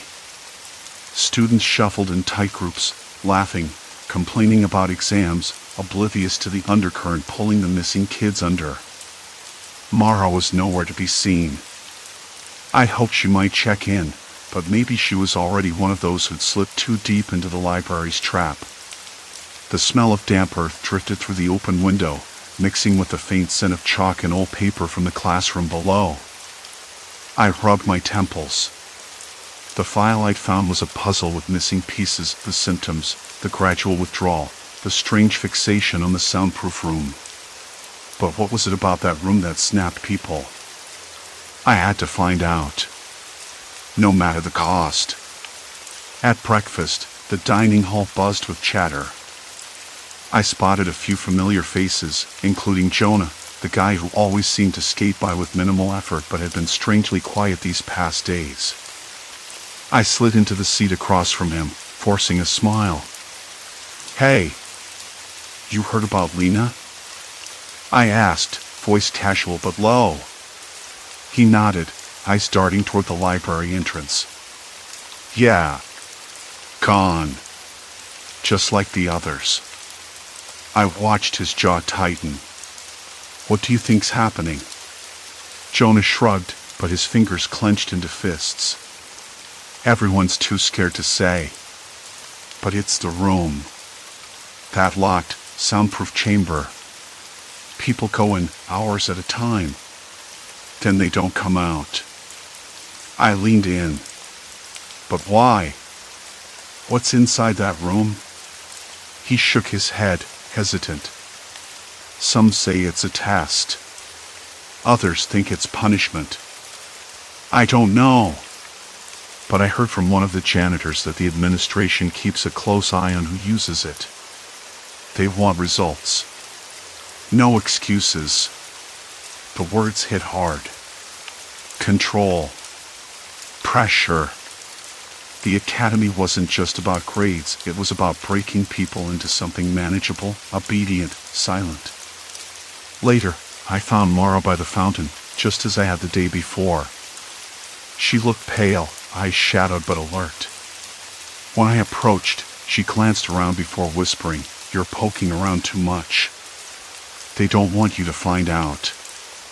"Then tell me," I said, urgency thick in my voice. "What happens in that room?" She looked away, fingers fiddling with the edge of her sleeve. "It's not just studying. It's the isolation, the silence. It messes with your head. You think you're in control, but the pressure builds, twisting your thoughts. You forget who you are. Like a breakdown? Worse." Her voice dropped to a harsh whisper. "It's like being trapped inside yourself, with no escape. You start doubting everything, your memory, your senses, even your sanity." I swallowed hard. It sounded like a psychological trap designed to unravel anyone who entered. But why would the school do that? To weed out the weak? To force compliance? Mara's eyes met mine again. "There's no leaving once you start. The room locks you in, not just physically. Mentally. I've heard some who went in. Never came back. Not really. They're still here, but they're gone." The sun slipped behind a cloud, casting long shadows across the courtyard. I felt the weight of her words settle over me like a shroud. "I need to see it," I said quietly.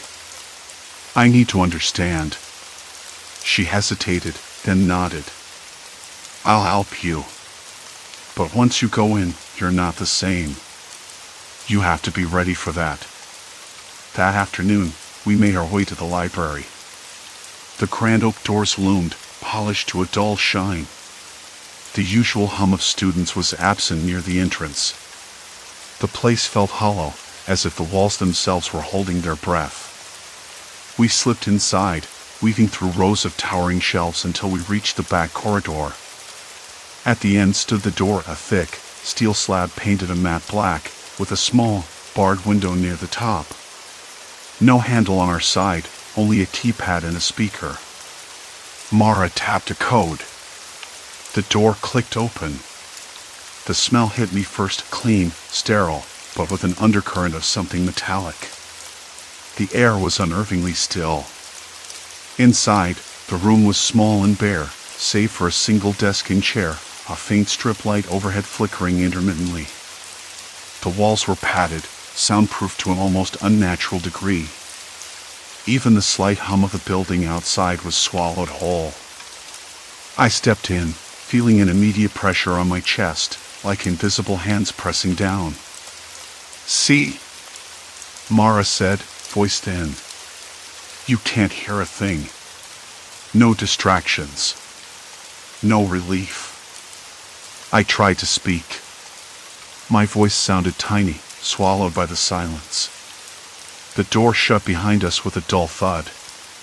Minutes passed. I sat, tapping my fingers on the desk, the quiet stretching out like a living thing. My mind started to race, first with thoughts, then with doubts. Was I hearing the flicker of the light as a click? Or my pulse pounding loud in my ears? I blinked and tried to focus on the faint scratch of my notebook's pen. But the silence pressed tighter, squeezing out everything but the raw edges of my own mind. Mara's voice broke through. "It's like a psychological vacuum. No sound, no escape. Your brain starts hunting for stimuli, and when it finds none, it turns inward. It feeds on itself." I nodded, swallowing hard. "You said some never come back." She looked away. "They do come out. But they're shadows. Hollowed. They don't speak, don't interact. Just exist. The pressure cracks them open." I glanced at the door. Locked from the outside. The keypad glowed dimly. I could imagine the administrators watching, waiting, controlling who escaped and who didn't. "I don't know how much longer I could stay in here," I said, voice shaky. Mara's eyes were grim. "That's the point. There's no easy way out. Once you're in, you're trapped not by the door, but by the pressure. And the longer you stay, the less you want to leave." A sudden, sharp buzz from my phone startled me. Another message. This time just one word, enough. My fingers trembled as I pocketed the device. The room's suffocating stillness seemed to close in further, swallowing every breath. Mara reached out, briefly touching my arm. "You're already marked. The deeper you dig, the harder it hits. But if you stop now, you might still escape." I shook my head. "I can't. Not now." The door clicked open, breaking the silence like a gunshot. A shadow loomed in the threshold, an older man in a faculty blazer, face unreadable. "You shouldn't be here," he said quietly. His eyes flicked between Mara and me. "This place is not for the faint-hearted." I swallowed the panic creeping up my throat. "I need to understand. I need to know what's happening to the missing students." He studied me for a long moment, then sighed, stepping inside. "The academy demands excellence. It's a crucible. This room. It's intended to forge discipline, but it comes at a cost. We don't advertise that cost." His eyes darkened. "Once you enter, you commit. There's no turning back. And once the pressure breaks you, you're no longer the person you were. That's the true price of failure here." Mara's grip on my arm tightened. The cold sweat on my palms slicked against the rough wood of the desk. I realized then that the academy wasn't just a school. It was a machine. A relentless engine grinding down anyone who couldn't meet its brutal, invisible standard. And I was firmly caught in its gears. The man turned toward the door. The door's soft click hung in the air like a threat. The man, Dr. Halverson, I remembered now, stood motionless in the frame, his gaze sharp and unreadable, the kind that made you feel like a bug pinned under a magnifying glass.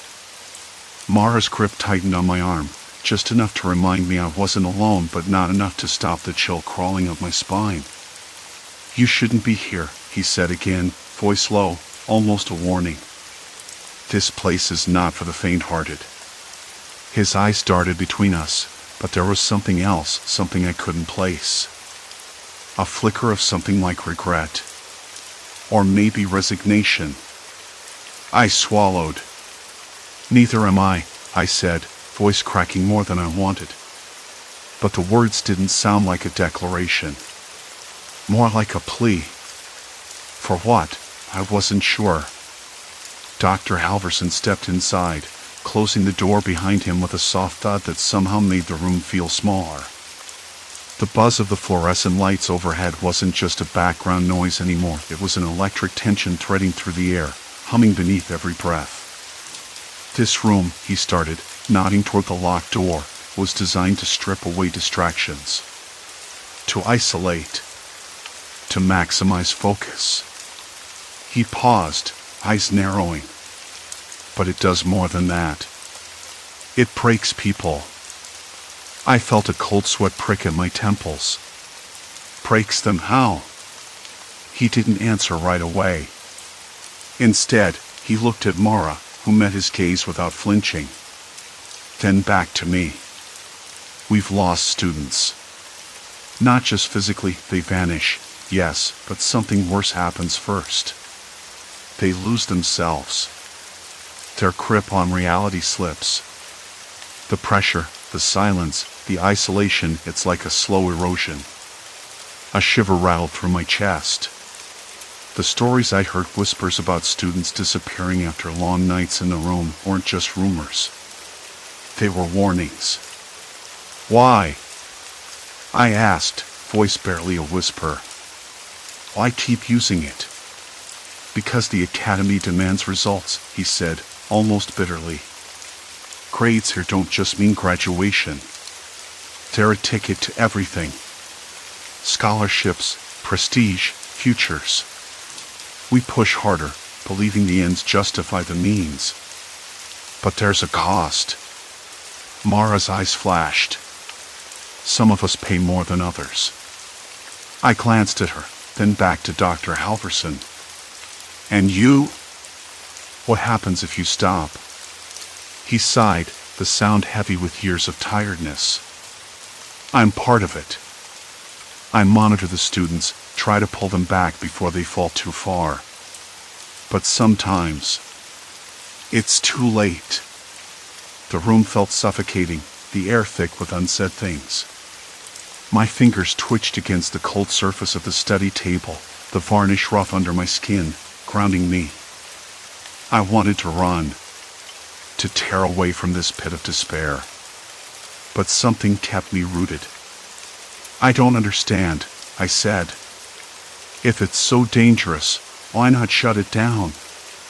"Because it works," Mara said, voice sharp. "For some. If you survive." A flicker of doubt stabbed at me. Could I survive? The thing was, I wasn't sure I even wanted to. Not after last night. After the messages.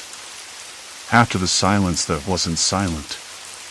Dr. Halverson moved closer to the window, pulling aside the heavy curtain. The pale moonlight spilled in, casting long, hard shadows across the room. Outside, the campus lay quiet. Too quiet.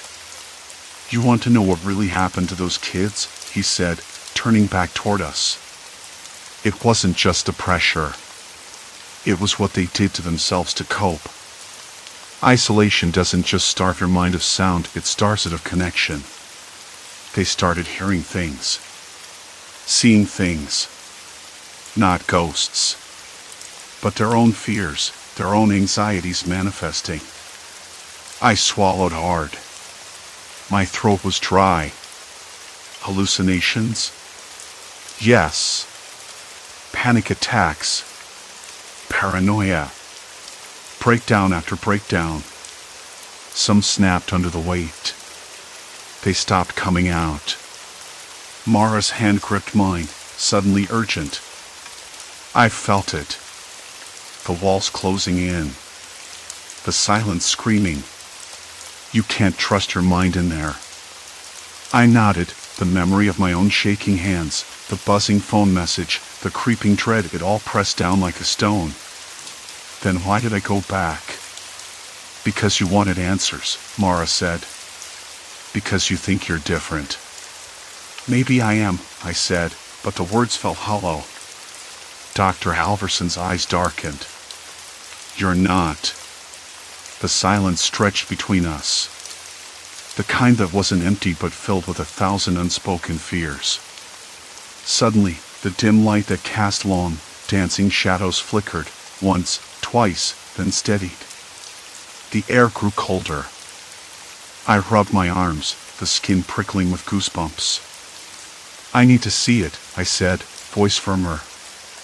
I need to understand how deep this goes. Mara's eyes widened. You don't have to. But I was already moving toward the door, the cold metal of the handle sending a shock through my palm. Dr. Halverson hesitated, watching, then stepped back. In there, he said, voice low, time warps. Minutes stretch. Hours collapse. Your mind will fight you at every turn. I swallowed again. I don't care. The door locked behind me with a finality that made my stomach lurch. The familiar sterile smell hit me, the faint scent of old paper mixed with cold metal and something faintly antiseptic. The silence was immediate and absolute. No hum of air conditioning, no distant footsteps, no whisper of the wind outside. Just my breath, shallow and quick. I sat down at the desk, the surface cold and unyielding. My fingers traced the edges of the textbook in front of me, the pages crisp but somehow oppressive. The room seemed to shrink, the walls inching closer with every heartbeat. I forced myself to read, to focus. But the words blurred. Lines merged. A faint tapping sounded, maybe the clock, or my own nerves. The shadows in the corners shifted, or maybe it was just a flicker of the light. Minutes passed. Or hours. Time lost meaning. My head throbbed. The silence was no longer peaceful. It was a roar. The library was quieter than I ever remembered it, as if the walls themselves had been waiting for this moment to exhale. I stood just outside the locked door of the soundproof study room, the one where the vanishings had all started. The air smelled faintly of aged paper and something colder, like the breath of an empty hall. My fingers traced the chipped paint on the doorframe, rough and brittle under my touch, and I fought the urge to pull away, to forget everything I'd uncovered these past weeks. But I couldn't. I told myself I wasn't ready to face what was inside. Still, I pushed the door. Locked. As expected. The heavy click from the other side was a small reminder that this room was designed to shut people in, to drown out the world until only the pressure remained. I stepped back, and the corridor's fluorescent lights flickered overhead. The hum was steady again, but my skin prickled, uneasy beneath my thin jacket. I closed my eyes for a moment, trying to imagine what it must have been like for the others, the ones who disappeared. The way the pressure must have built, minute by minute, hour by hour, until something in their minds cracked. I wasn't sure if I hated the school or myself more for wanting to understand it. The truth was, I needed to see the inside. Not just the room but the system, the machinery of expectation that made this place a cage. I went back to the main library desk. Mr. Harris was there, his usual calm fractured by a nervous twitch in his jaw. I'm sorry, but the room's off limits. School policy, he said, eyes darting away when he caught my gaze. Policy? I asked, trying to sound casual. Since when? He swallowed hard, fingers fumbling with a stack of overdue notices. It's been like this for a while. After the disappearances. We're not supposed to talk about it. I nodded, but my curiosity flared. You think the disappearances have something to do with the room? He looked at me like I'd lost my mind. Everyone says it's the pressure, the silence, the isolation. Kids push too hard until they break. I left the library with that gnawing weight, the words echoing in my mind. Kids push too hard until they break. There was no mystery, no ghost or monster. The academy was the monster. And I was next if I didn't figure out how to stop it. That night, I sat in my dorm room, the thin mattress creaking beneath me as I stared at the ceiling, imagining the silence inside that room. I could almost hear the ticking of a clock, slow and relentless, marking the seconds as a mind unraveled. The wall so thick that no one outside could hear a whisper. No one could answer if you called for help. It was a psychological trap. The next day, I found myself back in the library, lingering near the soundproof room, watching for anyone who might be trying to sneak in or out. I caught a glimpse of Lena, one of the top students, her eyes glassy, hands trembling as she clutched her textbooks. She was heading toward the room, the same way all the missing had come. Lena! I called out, voice low but urgent. She froze, her lips parting as if to say something, then snapped her mouth shut. Her shoulders sagged, and she turned away, but not before I saw that hollow look in her eyes. Later, I cornered her near the cafeteria. Why'd you go in there? I asked. She swallowed hard, fingers twitching at the hem of her sleeve. Because if I don't, I'm nothing. Everyone expects me to be perfect. I can't afford to stop. Her words hit me like a punch. I could see the weight crushing her every late night, every test, every expectation. The academy didn't just teach us, it demanded parts of our souls. You don't have to do this alone, I said quietly. There's more than one way to survive here. She shook her head. You don't get it. If I slow down, I'm dead. Not literally, but dead. Forgotten. Failed. I wanted to scream. To tell her that failing didn't mean the end. But what could I say? She was trapped inside the same system that nearly swallowed me whole. That night, I did something I never thought I'd have the courage to do. I found a maintenance door near the library's basement, cracked it open, and slipped inside. The smell of damp concrete and dust filled my nostrils. My footsteps echoed as I descended a narrow staircase, every creak a reminder that I was alone, no help coming, no one to hear me if I called out. At the bottom, a dim emergency exit led to a small service corridor behind the library. From there, I found the mechanical controls for the soundproof room, the ventilation, the lighting, the locking mechanism. It was much worse than I imagined. The room was a perfect sensory trap, designed to isolate every sense until the mind was the only thing left. No windows, no clocks, nothing to anchor you to time or reality. The air was recirculated, filtered to eliminate distractions, but also stale enough to make your head swim after hours. I stood there, breathing in the cold, recycled air, and understood why the students broke inside. Not because they were weak, but because no one was meant to survive that kind of isolation. I made my way back up, heart pounding so hard I thought it would burst through my chest. I had to stop this. I had to expose it.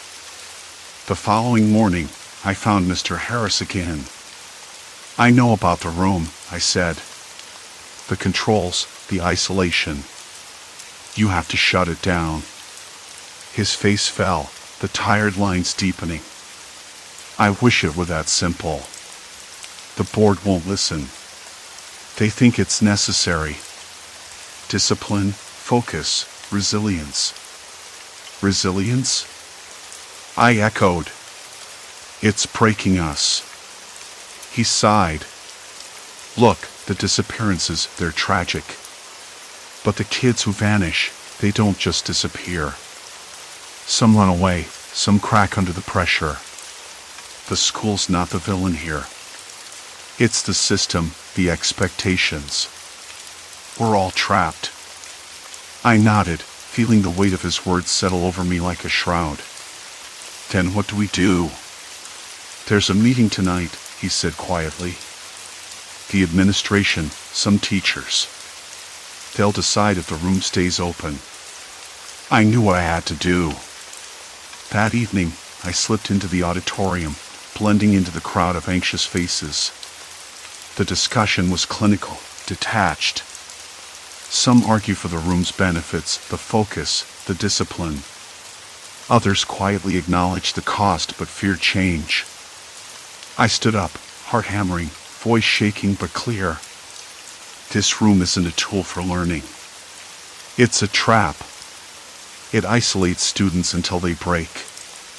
We've lost too many already. Isn't education supposed to build us up, not tear us apart? A murmur rippled through the room. Story 4, Endless Inspection, Trapped in Time Loop. The road stretched ahead, long and empty, the kind that makes you question whether you're moving at all or just stuck in some slow-motion loop of asphalt and sky. I parked my rig on the faded yellow line, the tires crunching against the gravel as I killed the engine. The air was thick with the smell of diesel and something else, something faint, almost metallic, like the inside of a radiator that's about to give out. The wind carried the distant hum of a generator, a low, constant drone that grated against the quiet of the mid-afternoon. A dog barked somewhere beyond the trees, sharp and sudden, then gone. The building's fluorescent sign flickered above the door, the light sputtering like it wanted to go out but was too stubborn. I pulled my cap lower, squinting into the weak sunlight that filtered through the clouds. The whole place made my skin crawl in a way I couldn't explain. Not fear, exactly. More like a slow, seeping unease that settled behind my eyes. Like the station was waiting for something, or someone. I stepped inside. The air inside was cooler, but stale, thick with the scent of old coffee and cleaning chemicals.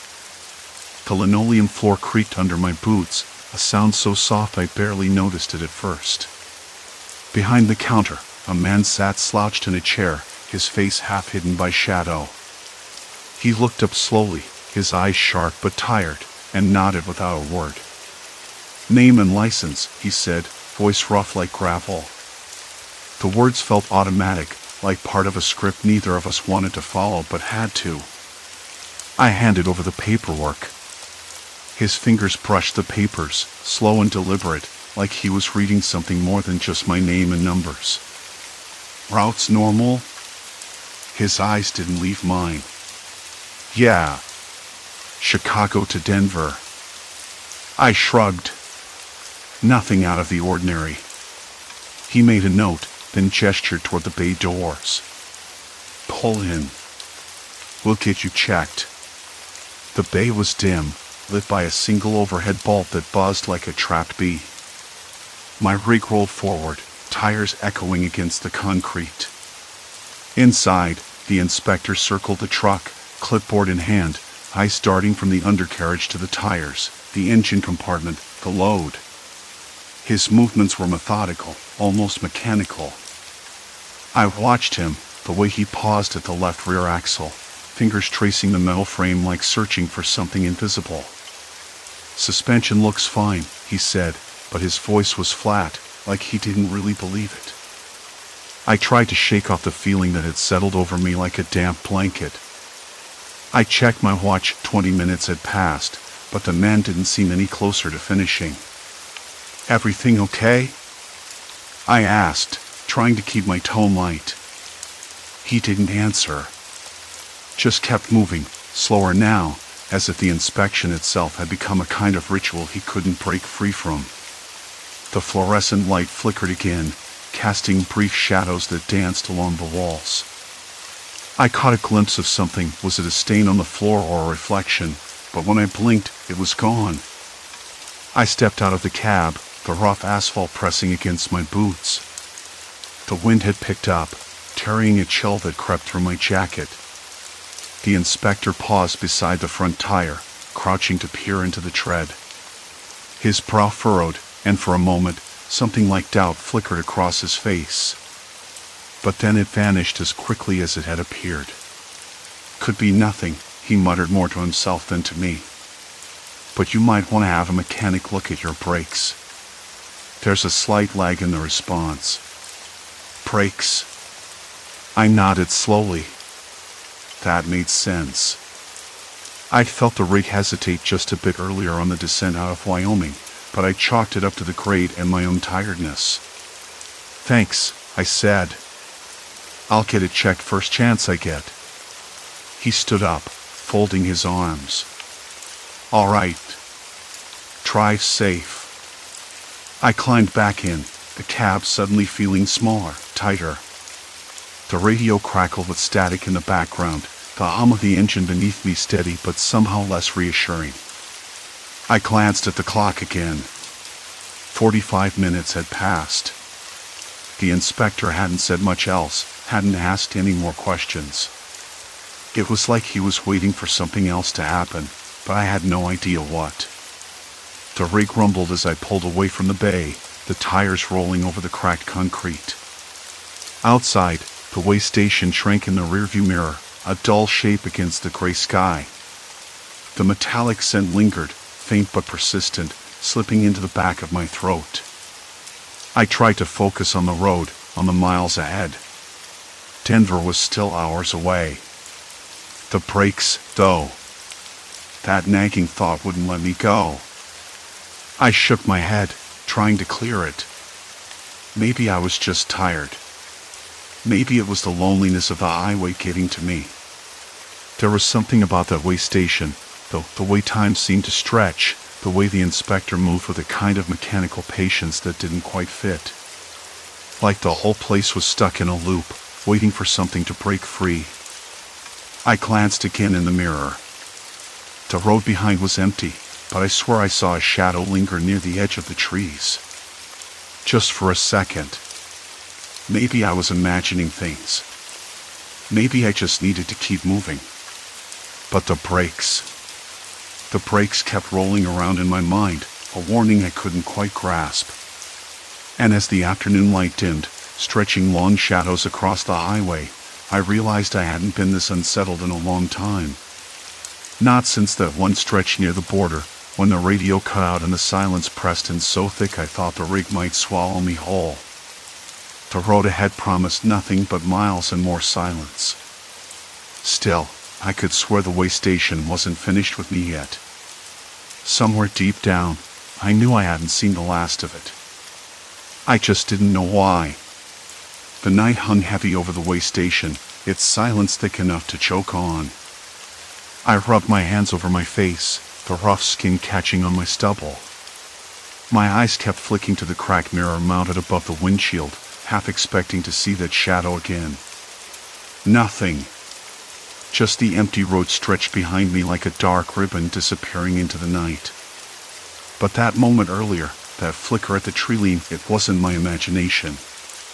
I know how that sounds, but I'm not the type to hallucinate. The brakes. The word thudded in my mind like a warning bell.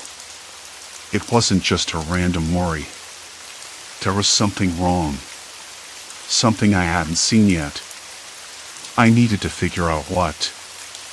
I opened the glove compartment and pulled out a greasy flashlight, the kind you find in a trucker's kit. The beam cut through the darkness like an item. I stepped out into the cold night, the gravel crunching under my boots, and made my way to the back of the rig.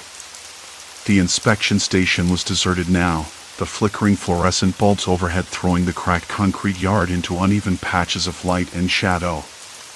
The air was colder here, sharper, and the faint smell of diesel hung in the air, cold and heavy with silence. I crouched down by the rear wheels, the metal of the axle cold against my palms as I ran my fingers over the drum brakes. They looked fine. No cracks, no leaks, no obvious signs of wear. But my gut told me otherwise. I tapped the drum lightly, listening for anything off. A hollow sound. Maybe I was imagining it, but it felt like it was hollow where it shouldn't be. As I stood up, I heard a faint click from the way station office. The door creaked open, and a figure stepped out, a man, maybe in his late 50s, wearing a faded blue uniform and a cap pulled low over his eyes. He didn't say a word, just watched me with an unreadable expression. "Still out here?" he asked, voice low and gravelly. I nodded, trying to keep my tone casual. "Yeah. Something's not right with the brakes. I want to be sure before I hit the road again." He didn't respond immediately.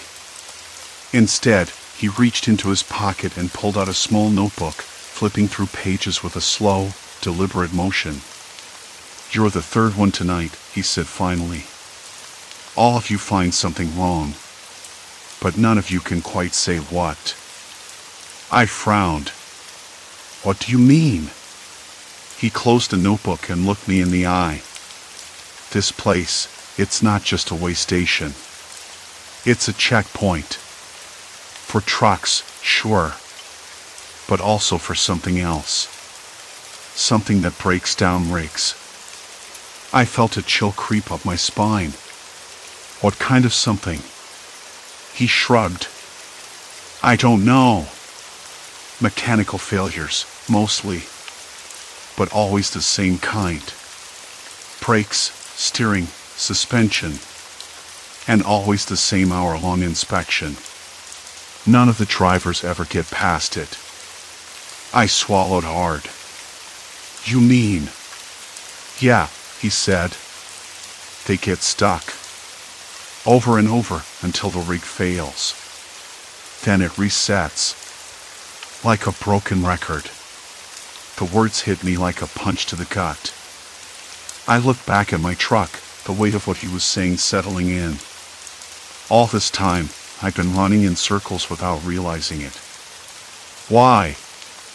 I asked, voice barely above a whisper. He shook his head. "No one knows. But some of us are trying to figure it out. You're not the only one who's noticed." I glanced around, suddenly aware of how exposed I was in the empty yard. The wind picked up, carrying with it a faint, metallic scent. It reminded me of rusted gears and burnt wiring. "Look," he said, stepping closer. "If you want out of this loop, you have to find the flaw. The real one. Not just the surface stuff." "How?" I asked, frustration creeping into my voice. "By paying attention. By listening. Every truck is different, but the pattern's the same. The failure's always there, hidden in plain sight." I nodded slowly, trying to process everything. The idea of being trapped in this endless cycle was almost too much to bear. But now I had a lead, however vague. "Can you help me?" I asked. He hesitated, then pulled a small, worn wrench from his belt. "I can't fix your rig. That's on you. But I can help you look." We spent the next hour crawling over my truck, testing, prodding, checking every joint and jointed thing. The temperature dropped further, and the night grew so still it felt like the world was holding its breath. My fingers were numb by the time I found it, a tiny, nearly invisible crack in the brake line, thin as a hair but enough to cause catastrophic failure. I stared at it, disbelief and relief mixing in my chest. Maybe this was it. The flaw. "Got it," I whispered. The man nodded. "Good. Now, try to warn someone. Make it count." I turned back to the cab, heart pounding. But as I reached for the door handle, a sudden noise froze me in place. From the dark edge of the trees, a slow, deliberate tapping began. Not loud, but steady, like someone knocking on a hollow metal drum. I swallowed hard. The wait station wasn't done with me yet, and neither was whatever waited in those shadows. The tapping grew louder, echoing through the still night air. My fingers trembled on the door handle. Was it a warning or a countdown? I forced myself to move, every step heavy with dread. The tapping didn't stop. I glanced back toward the trees. The dark outlines seemed to pulse with each tap. No shape, no movement, just that steady noise. A woodpecker? No. Too precise. Too human. My fingers twitched, itching to pull out my phone, but there was no signal. Of course not. Not here. I swallowed hard. The man's words echoed in my mind. Try to warn someone. Make it count. I had the brake line crack. The flaw was there, hidden in plain sight. Fixing it was impossible here, and if I didn't get out, if I didn't warn anyone, then none of this mattered. The loop would just start again. But every time I tried, something stopped me. Something like this tapping, like a silent warning that I wasn't allowed to leave. A patch of wind sent a chill down my neck, and I forced myself to turn away from the trees. I yanked the door open and climbed inside the cab. The cab smelled of stale coffee and sweat, the seat worn and cracked beneath me. I closed the door, locking it for what that was worth, and sat there, breathing heavily. The tapping faded, but the silence that pressed in was worse. Complete silence. My hands trembled as I reached for the radio. Static. I twisted the knob, scanning channels, but only the hiss of white noise came back. Then, faintly, I heard a voice. At first, it was so low I thought I imagined it. Then clearer. Truck 47, you're clear to proceed. The voice was calm, professional, but it didn't sound like any dispatcher I'd ever heard. It was recorded. Replayed. Mechanized. I clicked the radio off and stared at the dashboard, the words sinking in. Clear to proceed. But I knew better. The man's voice from earlier, now try to warn someone, was still ringing in my head. I tried the radio again, calling for help, explaining the brake line crack, but the response was always the same, that recorded calm voice, repeating its message like a broken record. I slammed my fist on the steering wheel. No one was coming. No one would come. I was alone. Trapped. I thought back to the man who talked to me before, the one who pointed out the crack. He wasn't just some inspector. He was part of this. The way he spoke, the way he watched, it was like he'd been here 100 times, maybe longer. He knew the loop. The trap. I needed to test something. If this was a loop, then maybe I could break it by changing the routine. I grabbed the inspection sheet he'd handed me, the one with scribbles and marks I couldn't decipher at first. Then I noticed a phrase underlined, fatal flaw must be found and reported. Reported. Not just found. Reported. That was the key. How to report it? I tried the radio. No luck. Phone? No signal. The station itself was deserted. The shack was empty save for that man. Was he even real? I took a deep breath and forced myself out of the cab again, the cold biting through my jacket. The tapping had stopped. The woods were silent. No signs of movement. I headed toward the shack, my boots crunching on gravel. Inside, the place was a time capsule of faded paperwork, empty coffee cups, and a dead fluorescent light flickering overhead. I noticed a small, dusty blackboard hanging by the door. Scrawled in chalk was a series of numbers and letters I didn't recognize. I rubbed my finger over it, and the chalk dust settled on my skin like ash. Suddenly, the door creaked behind me. I whipped around, heart leaping. No one. Just the wind, or maybe the building settling. I swallowed the lump in my throat and forced myself forward. That's when I saw it, a phone mounted on the wall, old-fashioned, with a rotary dial. I hadn't noticed it before. It looked like it hadn't been used in years. But the receiver was off the hook, hanging by its cord. I picked it up, my skin prickling at the cold plastic. I dialed the only number I could think of, 911. The dial spun slowly, each click echoing in the quiet room. The line rang once, twice, then a voice answered.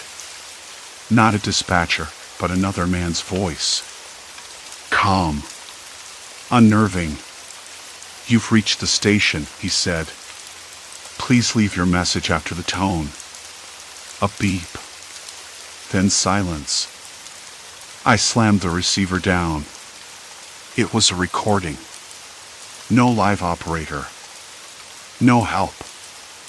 I looked around frantically, heart pounding. The realization hit me like a punch. The entire place was set up to trap us. To isolate us. To make us repeat this maddening loop until we broke down or disappeared. And the man who talked to me? He was either part of it or just another victim. I stumbled back outside, the chill air hitting my face like a slap. The sky was lighter now, dawn creeping over the horizon in dull shades of gray. The tapping returned, soft, slow, and coming from the trees again. But this time, I noticed something else, tire tracks, fresh and deep, leading away from the station into the forest. I followed them, heart hammering, the cold sweat slick on my back. The tracks twisted and turned, ending at a rusted-out old rig half swallowed by undergrowth. The cab door was open, swinging slightly in the breeze. Inside, the dashboard was smashed, wires torn out and strewn across the seat. The brake line beneath the rig's chassis was severed cleanly. No driver in sight.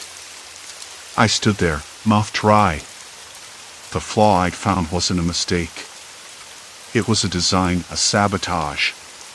Someone wanted these trucks to fail, to trap their drivers here, caught in this endless inspection hell. But why? For what purpose? The tapping grew louder, closer. I spun around, searching the shadows between the trees. There was movement now, a figure stepping forward, tall and silent, face obscured by the brim of a hat. Why? I asked, voice barely a whisper. The figure didn't answer. Instead, he reached into his pocket and pulled out a small device, no bigger than a pager, then pressed a button. The sound of an engine roared behind me. I whipped around to see a convoy of trucks rolling onto the station's lot, their headlights cutting through the morning gloom. Drivers inside, faces blank, eyes glazed. I realized then, I was already too deep. There was no turning back. The loop wasn't just a trap. It was a system. An endless conveyor belt of isolation and dread, each driver caught and broken down, forced to relive the same nightmare until they understood the flaw and then disappeared. The man stepped closer, voice low and chilling, welcome to the point of no return. I swallowed hard. The wait station wasn't just a checkpoint. It was a prison. And I was its newest inmate. The man's words hung in the thick air, colder than the night that seemed to press in from all sides. I could smell the stale diesel mixed with rotting leaves, that sharp tang of oil and rust everywhere, like the place itself was decaying, not just physically but in its very soul. I swallowed hard, trying to steady the tremor in my hands. The man hadn't moved, his figure a dark silhouette against the flickering, sputtering orange light of the way station's lone overhead bulb. The brim of his hat shadowed his eyes, but I could feel the weight of his gaze. "What are you?" I asked, voice barely more than a rasp. The words felt foreign in my mouth, as if I were trying to speak underwater. He tilted his head slightly, then pressed the button on the small device again. The engine's roar surged, louder now, almost drowning out my ragged breaths. The trucks in the convoy rolled forward like slow predators, their drivers inside motionless, faces like empty masks. I blinked hard, sweat pooling under my hat despite the chill. "Why are you doing this?" I pushed, stepping back as the man moved forward, slow and deliberate. "Why keep us trapped here, forced to?" I swallowed hard. "Relive the same damn inspection?" No answer. Just that oppressive silence. Then, from the cluster of trucks, a voice crackled over a distant radio. Static. Garbled. Fragmented. The man's head snapped toward the sound that seemed to vibrate in my bones, but his expression didn't change. Neither did his pace. I followed him, my boots scraping against the gravel, the crunch sharp in the quiet night. There was something in the way he moved, all controlled and certain, like he owned the place. Like it was never meant to let anyone leave. "Look, I don't know what you want from me," I said, trying to buy time, to keep the conversation going. "But I'm not like the others. I know what's wrong with my rig." I saw it. The cracked frame. The failing brake lines. That's the flaw. His eyes finally caught mine, and I swear I saw something flicker there, a hint of something almost human. "You see the flaw," he said quietly. "But do you understand why it matters?" I blinked. "It matters because it's fatal. Because if I don't fix it, someone dies." He nodded once, slow. "Exactly. But you don't get to fix it. Not here. Not now." The words hit me like a punch to the gut. I staggered back, breath catching. "Then what? You want me to keep driving a death trap? To keep killing people?" He said nothing. Instead, he gestured toward the trucks. "They all came here. They all found the flaw. They all tried to warn. But the loop resets before the warning can be heard. Before the flaw can be fixed." I looked back at the convoy. The drivers didn't blink, didn't speak. They were caught, like me, prisoners of some endless routine. A cold wind rattled the wait station's rusted metal siding, carrying the faint sound of barking dogs from somewhere far away. It felt like the walls were closing in, the air thickening so much I could taste it, metallic, dry, like dust and rust and old sweat. "Why?" I repeated, voice cracking. "Why keep us here? What's the point?" The man's jaw tightened. "Control." His voice was low, precise, like a surgeon's scalpel. "This place is a test. A filter. To find the weak, the broken, the careless. Only those who truly understand their rig's flaws, those who accept their responsibility, get to move on. The others, well, they vanish." I swallowed again. My mouth was dry, tongue glued to the roof. "Vanish how?" I asked, though part of me knew the answer, the stories I'd heard from other truckers, whispers about those who never left the station. He stepped closer, so close I could see the fine lines around his eyes, the faint sheen of sweat on his brow despite the cold. "Not all disappearances are physical," he said. "Some are worse." The words settled over me like a shadow. I had a sudden, sharp memory of staring at my own rig earlier, the cracked frame glaring back like a wound I'd ignored for too long. If I didn't find a way out, I'd be trapped here forever, caught in a loop where time folded over itself, the same hour stretching into infinity. I looked up to see the first truck start its inspection again, the driver stepping out with mechanical precision, eyes blank. The loop was resetting right before my eyes. "No," I whispered. "There has to be a way out. I'm not just another broken rig." The man's lips twitched, almost a smile. "Then prove it." He turned and disappeared into the shadows between the trucks. My breath was shallow, chest tight. I wanted to shout after him, demand answers, but my voice caught in my throat. I was alone again, but this time the silence wasn't empty. It was alive, watching, waiting. The station's flickering light buzzed overhead, casting long, jittery shadows across the cracked pavement. I could hear the hum of the trucks, the hiss of hydraulics releasing tension, the faint, distant howl of wind through broken fence posts. I forced myself to move, toward my rig, toward the flaw I'd already seen but hadn't fully understood. Every step felt heavier, like I was wading through something thick and unseen. My hands trembled as I touched the metal frame, cold and rough, the crack jagged like a scar. I traced the fracture with my fingers, trying to memorize every inch, every weakness. If I had to live this nightmare over and over, I would find the answer. I had to. But the wait station was changing around me. The truck shifted position, the lights dimmed and flared, and somewhere deep inside, I heard a low murmur not from any human voice, but from the place itself. A soft, persistent thrum, like the heartbeat of something vast and indifferent. I shook my head, trying to clear the fog. It was a trick of the night, I told myself. Just exhaustion, stress, the isolation getting to me. Still, I couldn't shake the feeling that whatever controlled this place was watching, waiting for me to break. I climbed into my cab, the metal seat cold beneath me, the familiar smell of leather and engine oil a small comfort in the growing darkness. The dashboard lights flickered, one gauge blinking erratically. The cracked frame was a warning, but something else was wrong. Something I hadn't seen before. My phone buzzed on the dash, startling me. I grabbed it, hand shaking. A text message. No sender. Just a single line, look beneath the surface.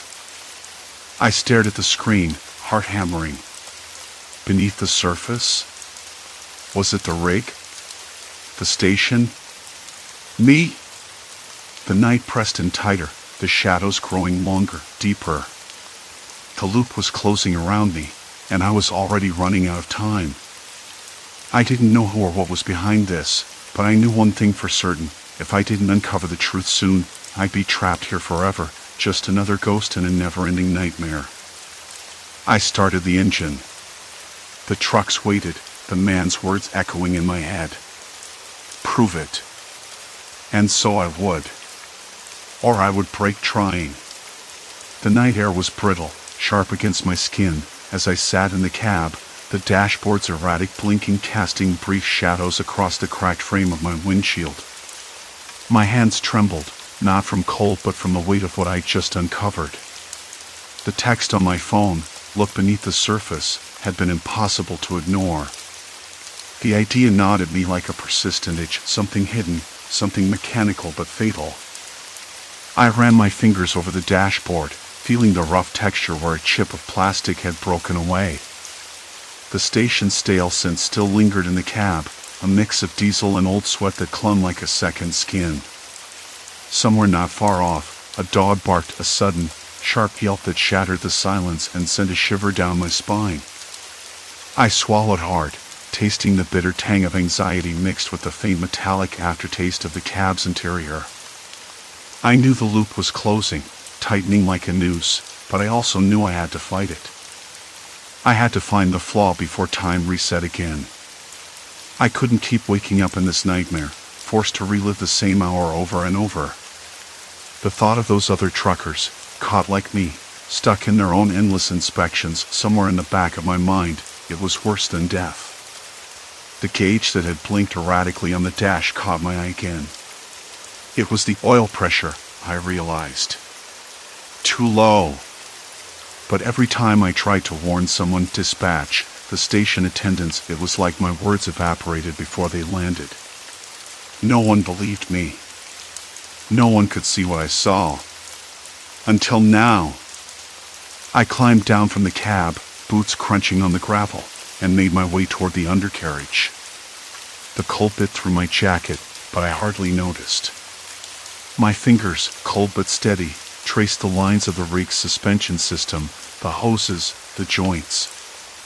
I could smell the faint odor of burning rubber and something else, oil, maybe, or fuel. The faint drip of something leaking onto the ground beneath the rig. I crouched and shone my flashlight under the rig. The beam wavered as my breath hitched. There it was, a tiny fracture in one of the hydraulic lines, hairline but unmistakable. The kind of flaw that could cause a catastrophic failure, a sudden loss of control. I pressed my fingers against the metal.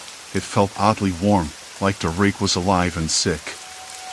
That's when I heard footsteps, the scrape of boots on gravel, slow and deliberate. My head snapped up, heart hammering. I wasn't alone. The station attendants? Truckers caught in the loop? Someone else entirely? Hey, a voice called out, cracking the silence. It wasn't hostile, just tired, maybe even resigned. You find something? I hesitated, then nodded, holding up the flashlight. Hydraulic line. Hairline crack. Pressure's dropping. If I don't fix it.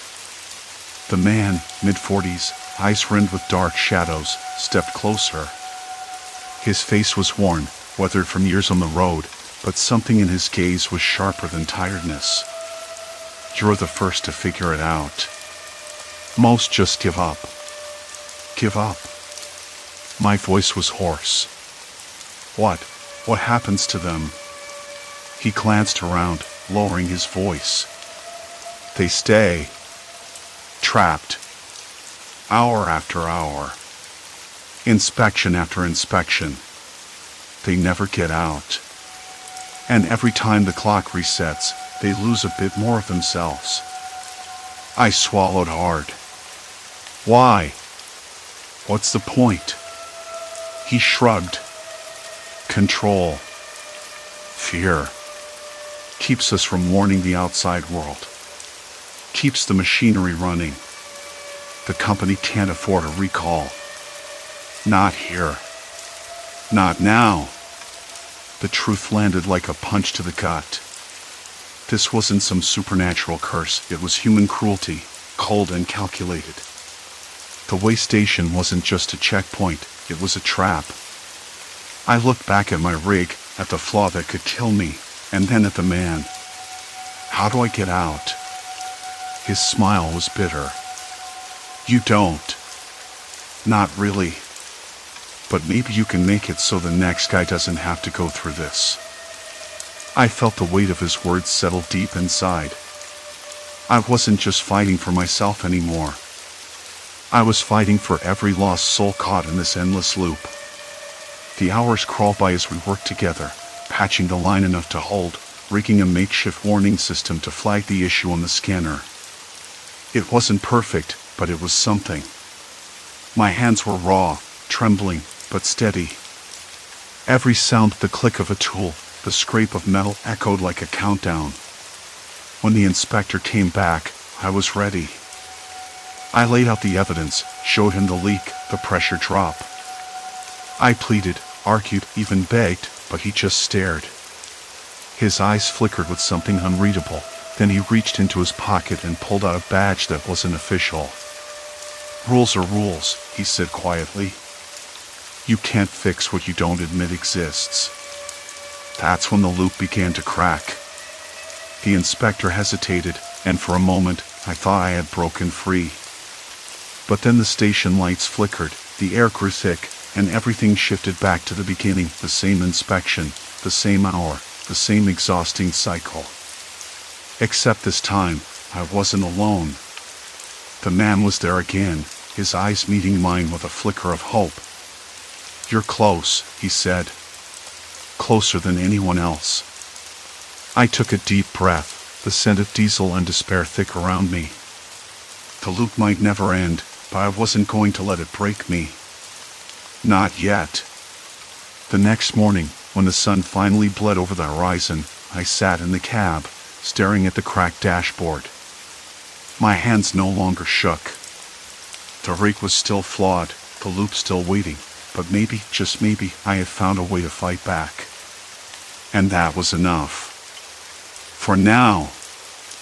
Story 5, Vanishing Under Pressure, Deadly Academic Secrets.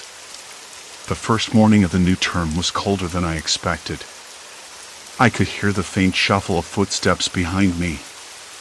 A few students had started to trickle in, their voices low and nervous, the usual mix of excitement and dread that clings to the first day on campus.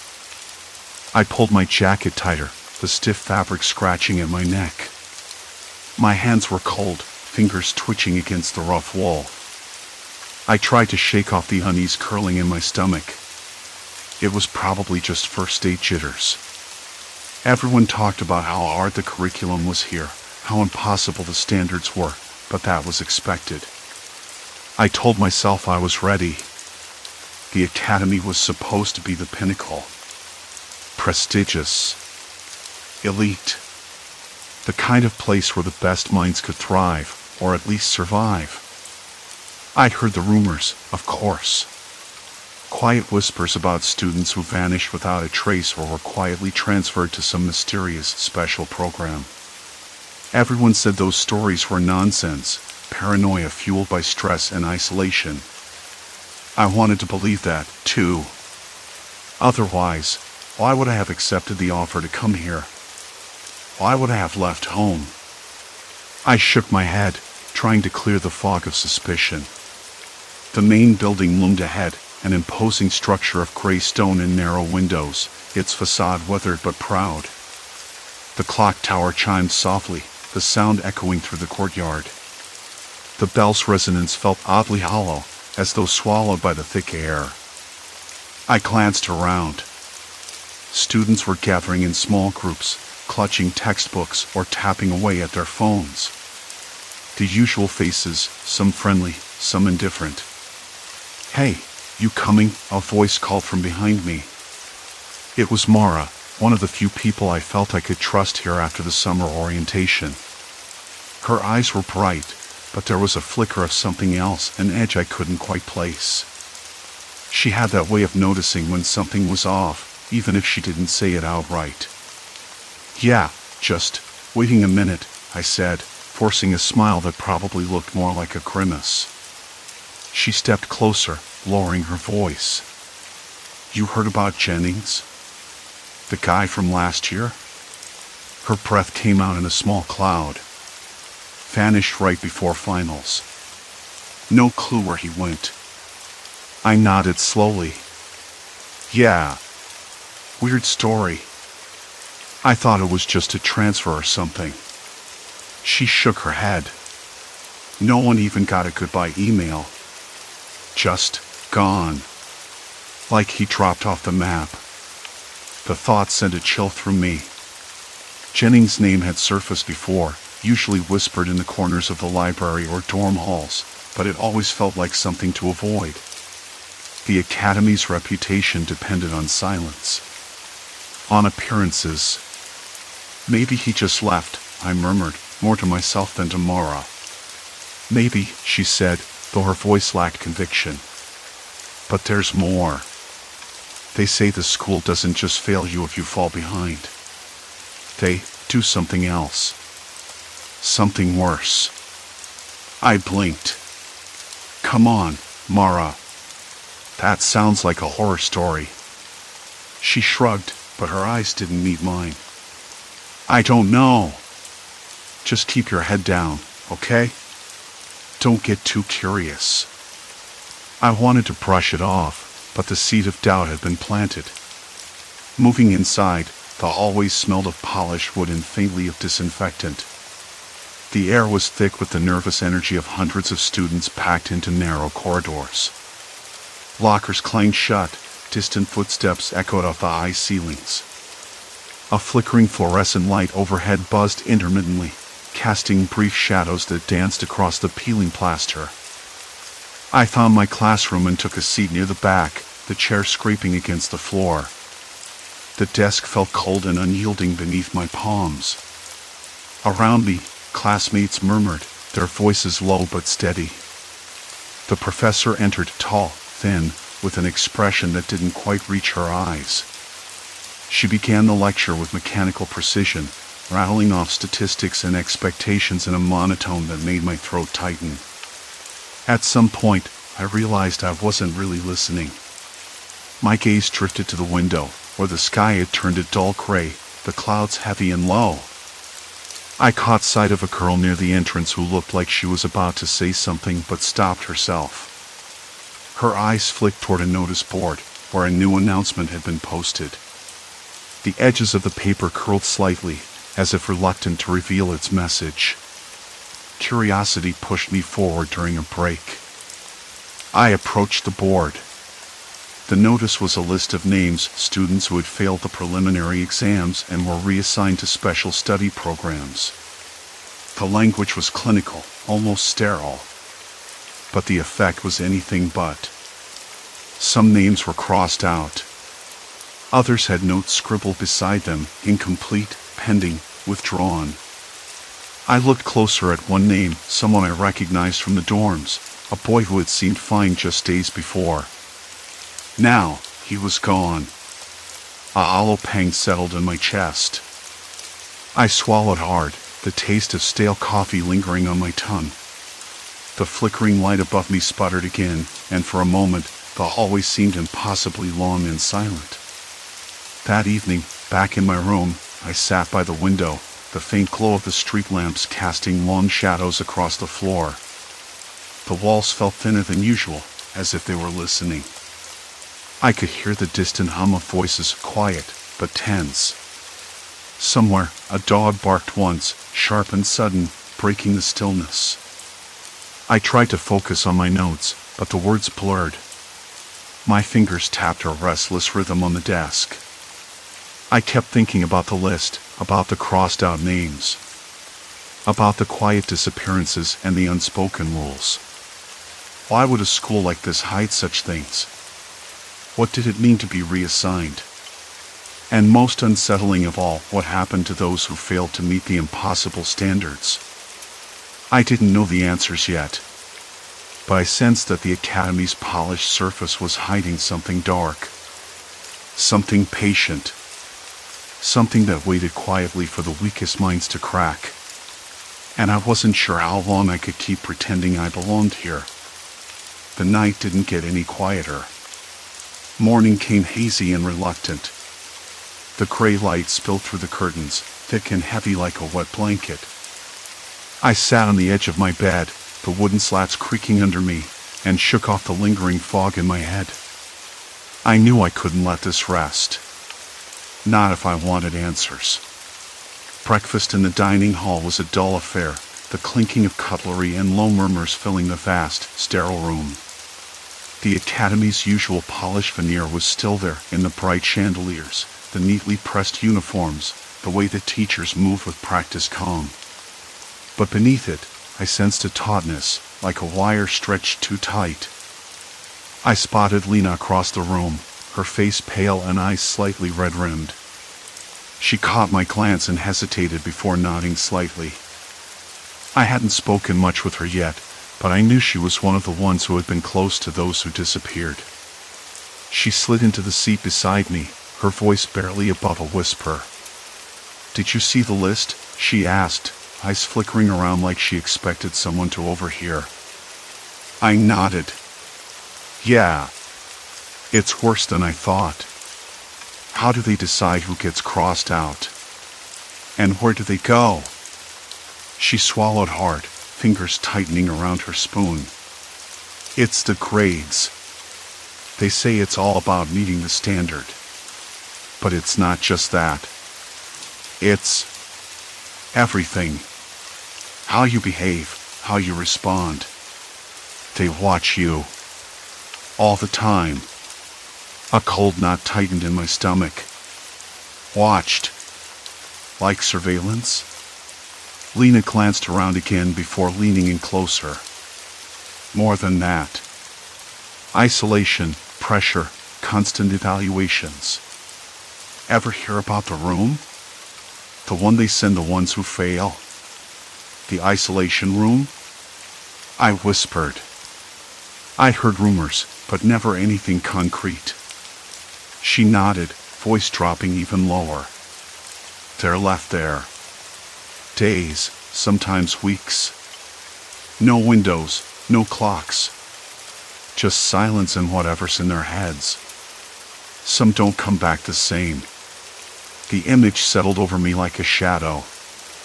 I remembered the way some students had looked vacant, twitchy, as if their minds had been stretched too thin.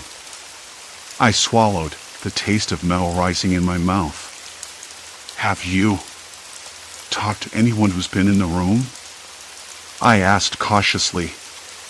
Lena shook her head. No one wants to. They say you lose yourself there.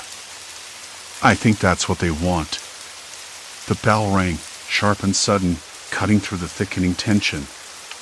We gathered our trays and left in silence, the weight of the conversation hanging between us.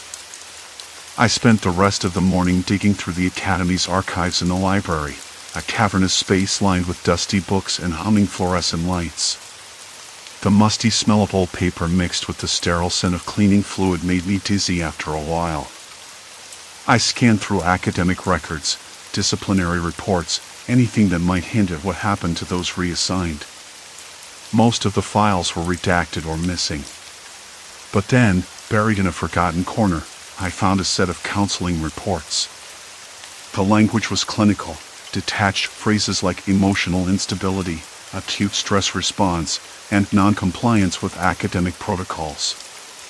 The notes described students who had struggled under the pressure, some of whom had requested transfers or withdrawn entirely. One report mentioned a special intervention but offered no details. I closed the folder, heart pounding. The more I read, the clearer it became that the Academy's approach wasn't just about academics. It was about control. Breaking individuals down until they fit the mold or disappeared. That afternoon, I sought out Marcus, one of the few students who'd been around since before the disappearances began. He was in the common room, sitting stiffly in a corner, eyes fixed on his textbook. When I approached, he looked up, wary. Marcus, I said quietly, I need to ask you something. He didn't respond right away. Then, with a sigh, he closed the book and leaned back. You're poking the bear, he said flatly. Not sure that's a good idea. I have to know, I said. What's really going on with the students who fail? Where do they go? He rubbed his forehead, exhaling sharply. You ever hear of the isolation protocol? It's not official, but everyone knows about it. Fail the standards, and you're sent to a place where you're cut off. No contact, no distractions. Just you and your thoughts. They say it's to reset you, but it's more like a slow unraveling. Unraveling how? I pressed. Psychologically. Mentally. You lose track of time, your sense of self. Some come back broken. Others don't come back at all. A shiver ran down my spine. I glanced around the room, suddenly aware of the quiet eyes watching us from the shadows. Whispered rumors felt dangerous here, like a secret too big to be shared. Why hasn't anyone stopped this? I asked. Marcus's laugh was bitter. Because it works. Keeps the school's reputation spotless. No failures, no complaints. Just a clean record and the illusion of excellence. The truth settled over me, heavier than I expected. I thought about my own shaky grip on sanity, the pressure clawing at my thoughts.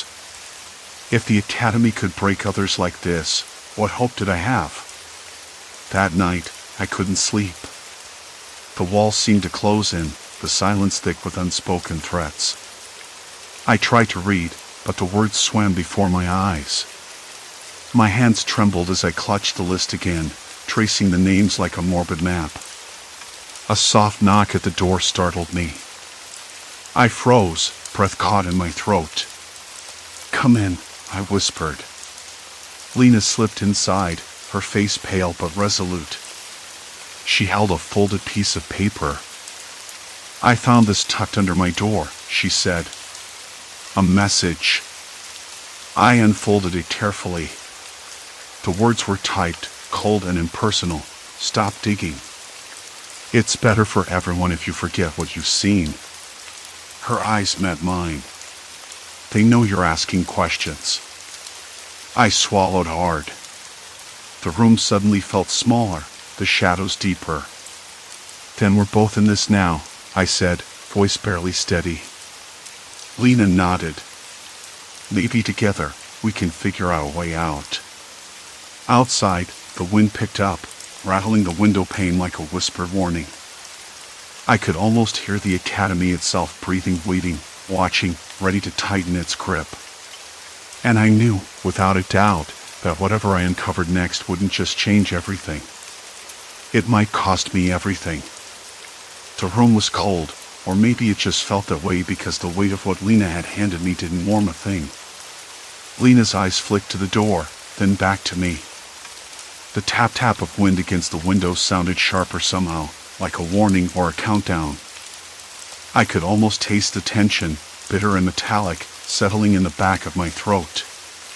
We're both in this now, I said, voice low, but steadier than I felt. She nodded, swallowing hard. Maybe together, we can figure out a way out. But what did that even mean here? The academy wasn't just a place, it was a machine. A machine designed to grind down anyone who didn't fit its impossible mold. I thought about the list again, the names that had vanished without a trace, the students who failed and disappeared. The silence that followed was deafening. I pushed off the desk chair, the scrape of legs against the floor loud in the stillness. We need a plan, I said. But first, I need to understand exactly what we're up against. Lena's fingers traced the worn edge of the paper she still clutched. I overheard something earlier today.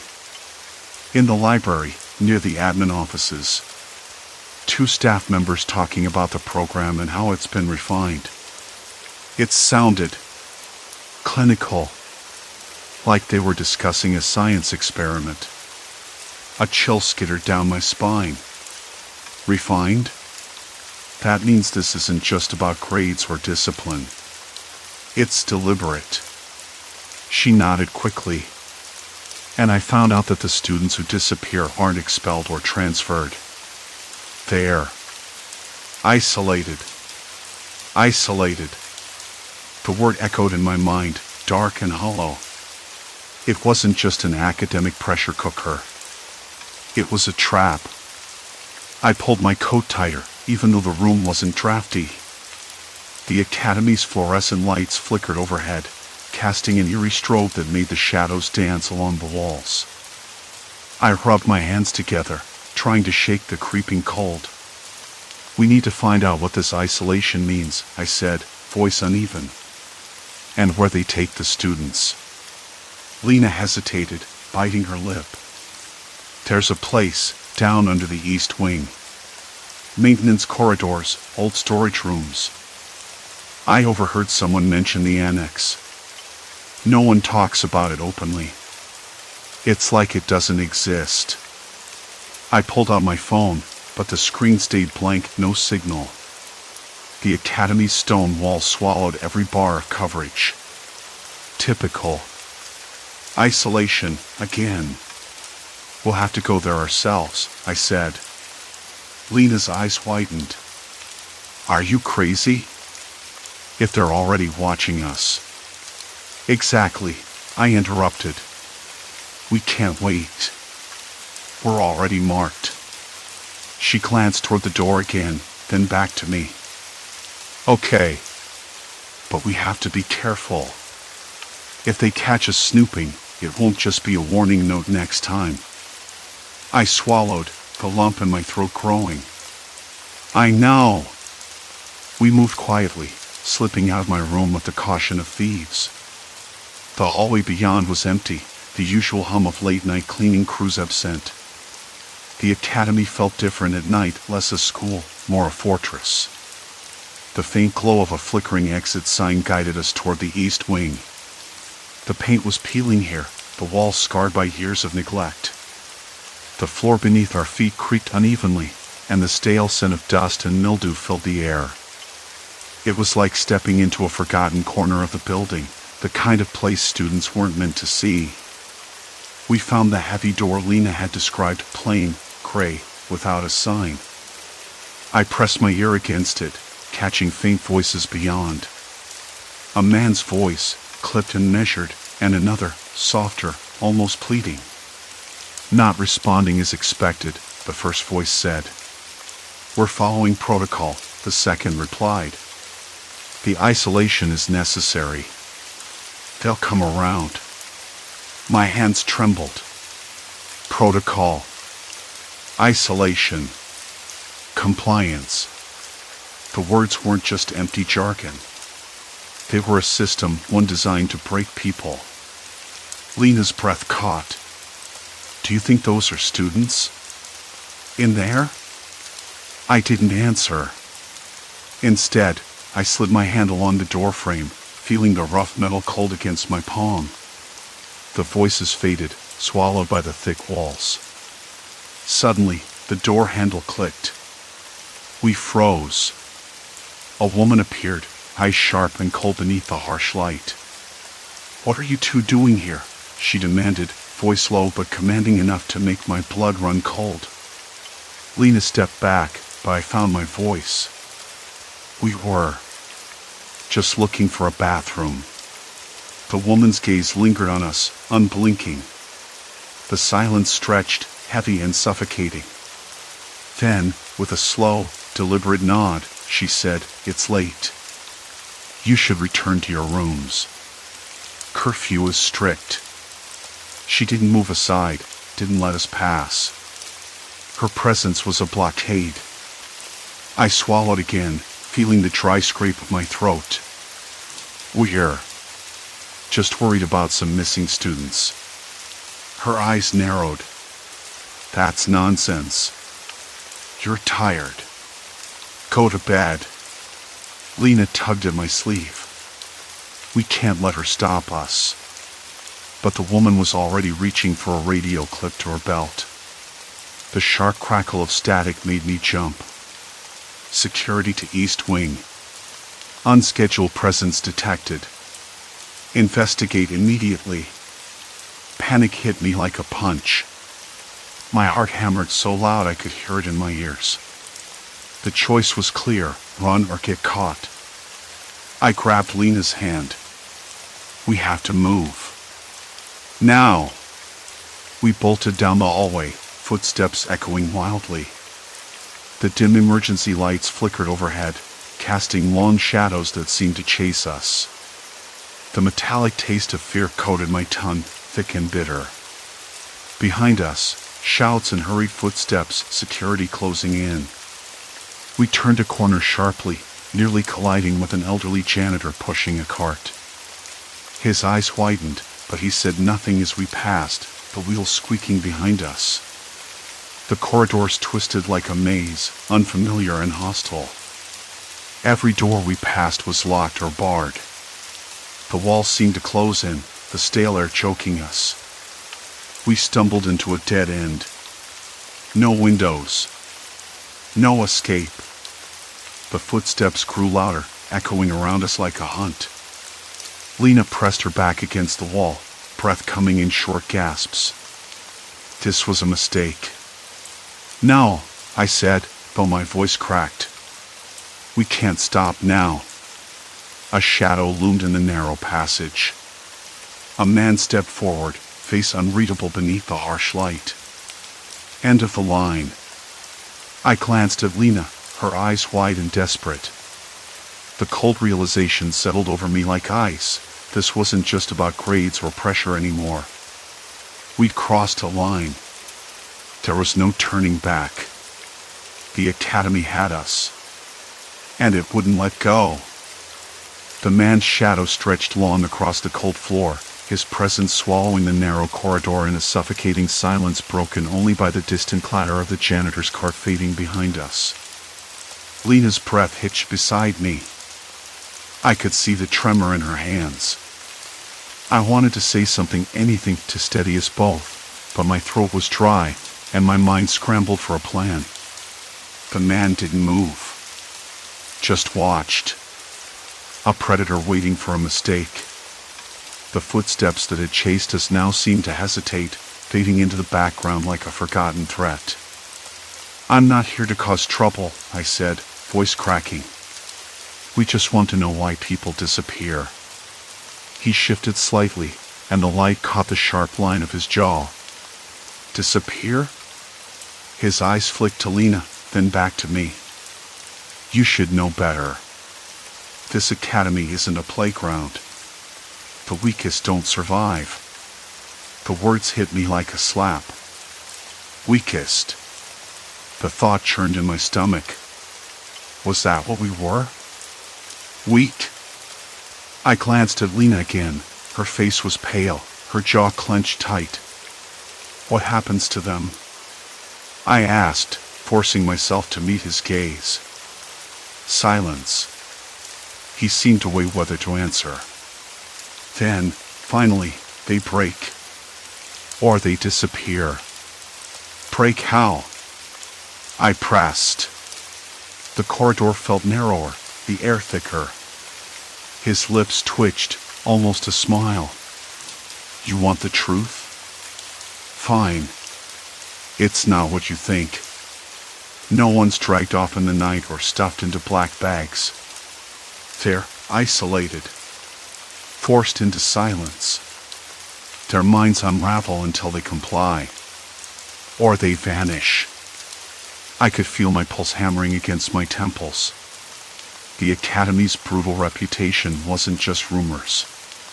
It was a system meticulously designed to grind students down until they were nothing but shadows of themselves. Lena's voice was barely a whisper. I heard about the isolation chambers. Locked rooms with no windows, no clocks. Just emptiness. That's right. The man's eyes gleamed. Isolation is the hammer here. It's psychological warfare. No contact, no distractions, just your own mind turning against you. A cold shiver traced my spine as I imagined it. Days, weeks, trapped with nothing but silence and your own thoughts. The thought was unbearable. Why keep it secret? I asked. Why not just expel those who fail? He shrugged, as if the answer was obvious. Because compliance is cheaper. Easier. They're broken here, not just removed. Makes the rest of you toe the line. Lena's breathing was uneven. "I don't think I can do this anymore," she said, voice shaking. "I can't." I put a hand on her shoulder, trying to anchor her and myself. "We need to keep going. We have to expose this." The man's gaze hardened. "You don't know what you're up against. This academy controls everything. Security, staff, even the families. You'll be crushed if you try." His words ignited a fire in me. Crushed or not, I wasn't walking away. Not now. Suddenly, the distant sound of boots returned closer, faster. The man's eyes flicked to the end of the corridor. "Time's up. You'll regret this." Before I could react, a door to our left slid open with a mechanical hiss. 2 uniformed guards appeared, their faces unreadable. The man nodded at them. I grabbed Lena's arm. "Run." She hesitated, but then we bolted down the opposite corridor. The walls seemed to close in tighter, and the fluorescent lights flickered overhead, casting erratic shadows that danced like specters. My lungs burned with every breath, the stale, recycled air tasting metallic and thick. We twisted and turned, the layout of the academy suddenly alien, every hallway a trap. The guards' footsteps echoed relentlessly behind us, relentless and unyielding. "Left." I hissed, pulling Lena toward a stairwell. The cold metal railing bit into my palm as we sprinted up. The stairwell was dim, the only illumination coming from a single flickering bulb overhead, its buzz filling the silence. At the top, I pressed my ear to the door, no movement on the other side. A small window showed only darkness. We were on the roof. The night sky was obscured by clouds, the kind that swallowed the moon whole. Lena leaned against the wall, panting. What now? I scanned the edge of the roof. The high fence was topped with coils of razor wire, no way down from here. The city lights flickered distantly, indifferent to our plight. We wait. We think. My hands trembled despite my effort to stay calm. A soft noise, a whimper, drifted from a ventilation shaft nearby. I moved closer, kneeling to peer inside. A faint, ragged breathing. Someone was trapped in there. Lena followed, eyes wide. Who? I don't know. My heart pounded as I traced the shaft's length with my fingers. But they're alive. The thought was a bitter comfort. This wasn't just about us anymore. Others were suffering, hidden in the academy's dark bowels. A sudden clang from below made us jump. The guards were approaching the stairwell. Panic surged. We can't stay here, I said, voice low but urgent. We need a plan. Lena nodded, wiping tears from her cheeks. There has to be another way down. I scanned the rooftop edges again, heart sinking. No fire escapes, no ladders. Just the wire and the cold drop beyond. Then a strange idea struck me. The ventilation shaft. If someone was trapped inside, maybe it connected to other parts of the building. A secret route. I turned to Lena, desperation sharpening my voice. Help me open it. Together, we pried at the grate, the metal cold and unyielding but eventually giving way with a groan that seemed far too loud in the night stillness. Inside, the shaft smelled of damp concrete and stale air, the faintest trace of sweat and fear. I peered down, counting the rungs embedded in the wall. It was narrow, dark, and smelled of decay. A long drop to the next level. We have no choice, I said, swallowing hard. If we want answers, and to find whoever's down there, this is the only way. Lena hesitated, then nodded slowly. Together. We climbed down, the metal cold and unforgiving under our fingers. Every creak echoed like a warning.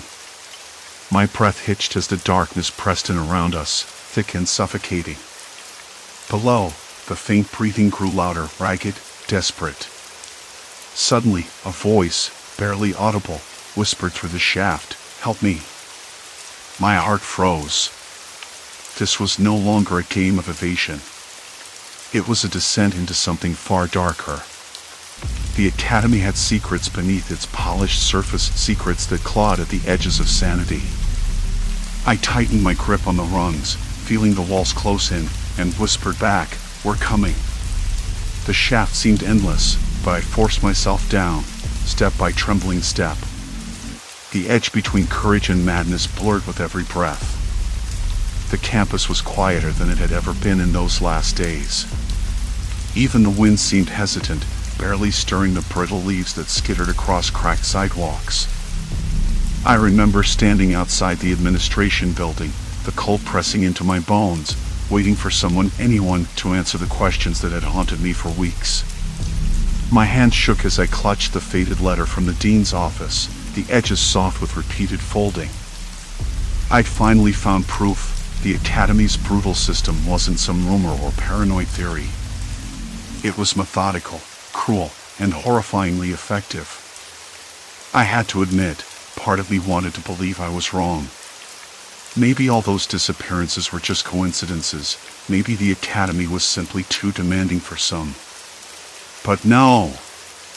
The files I uncovered, the testimonies whispered in shadowed corners between classes, and the ghastly silence around those missing, they painted a picture too dark to ignore. That morning, I had planned to confront Dean Caldwell. Instead, I found his office empty, the door ajar. The faint smell of stale coffee lingered, mingling oddly with the antiseptic scent of cleaning solutions.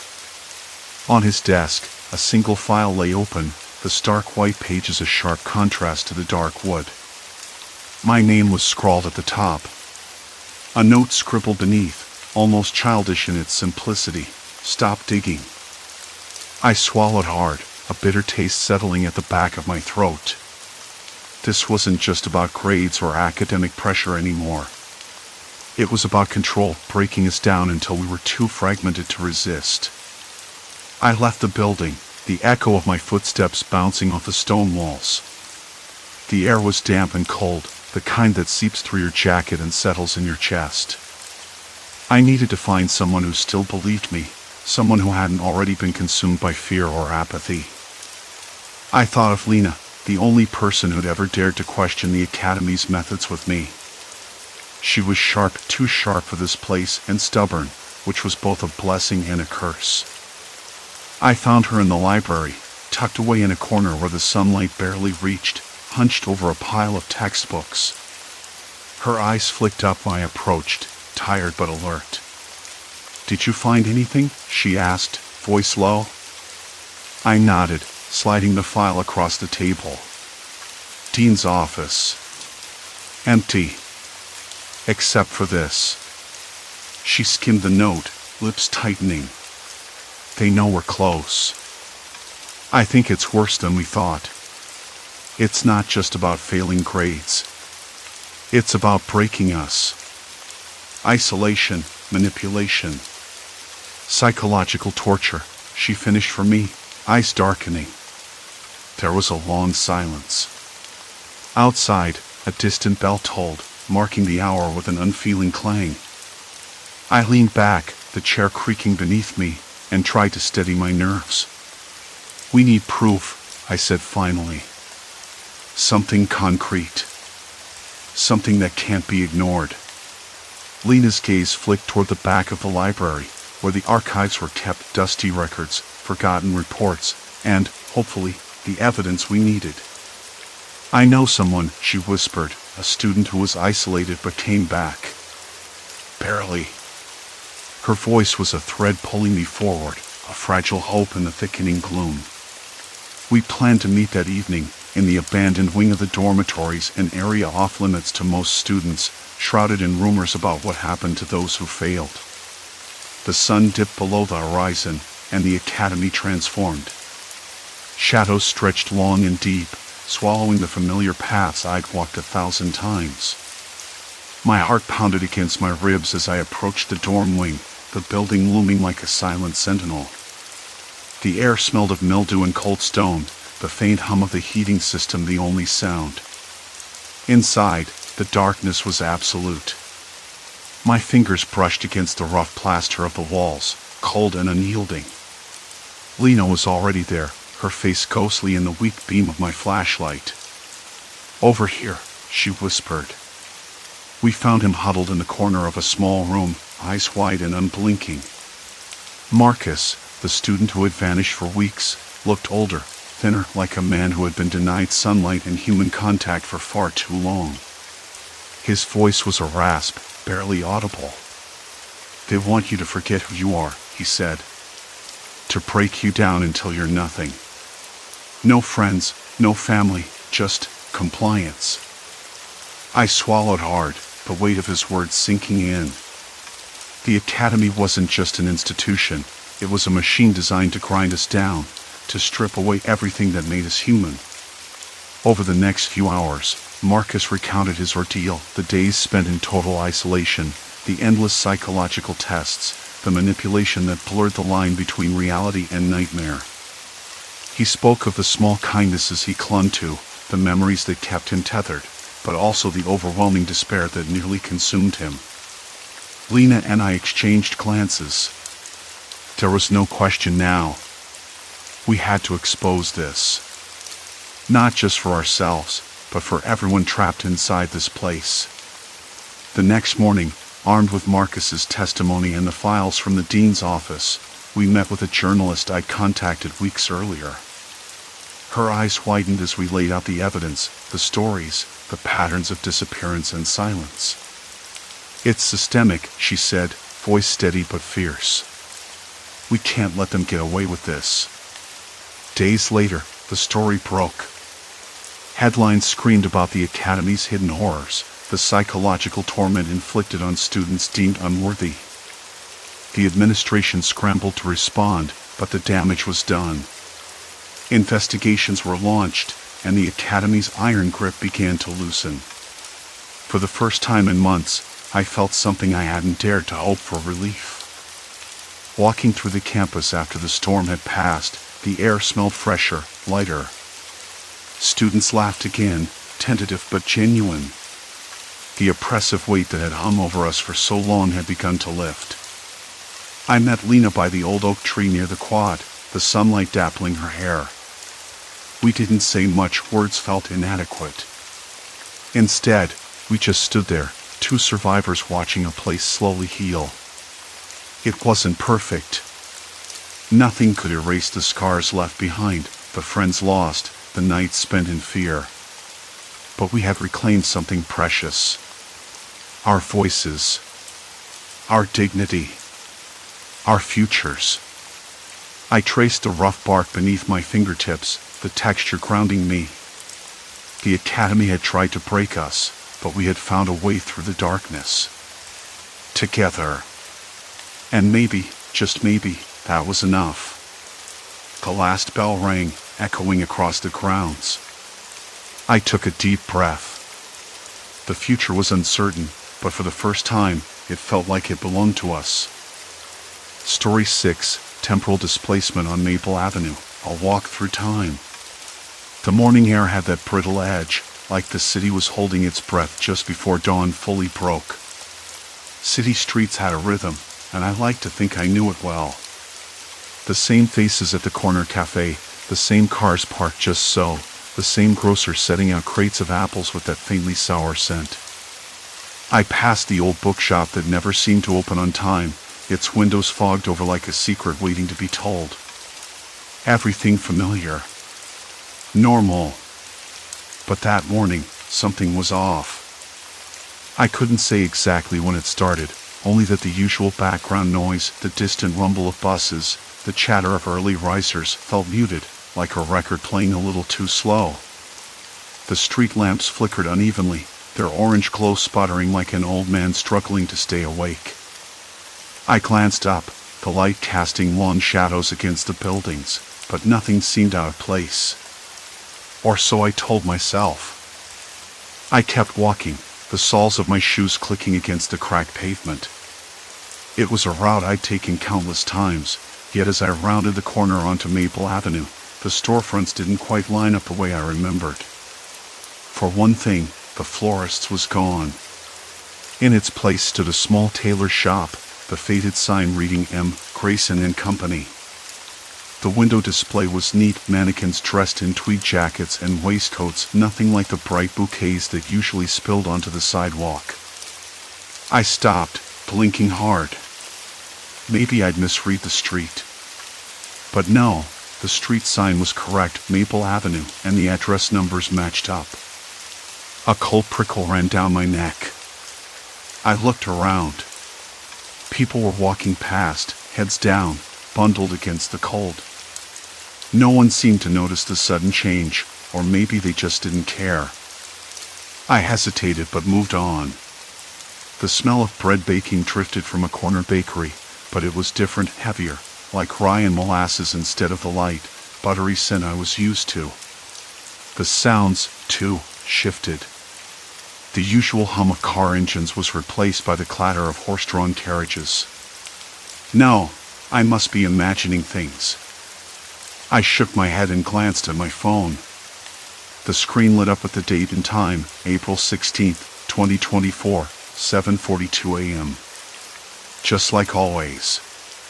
Still, the feeling of wrongness clung to me, a shadow pressing just beyond sight. I considered turning back but forced myself forward. I had a meeting at 9, and deadlines never waited for moments like this. At the next intersection, I paused again. A man in a flat cap was standing by a newsstand, flipping through a newspaper printed on coarse, yellow paper. The headline was strange, too, talking about the Great Depression's aftershocks, and the date at the top read April 16th, 1944. I rubbed my eyes. Maybe I was seeing things. "Excuse me," I said, stepping closer.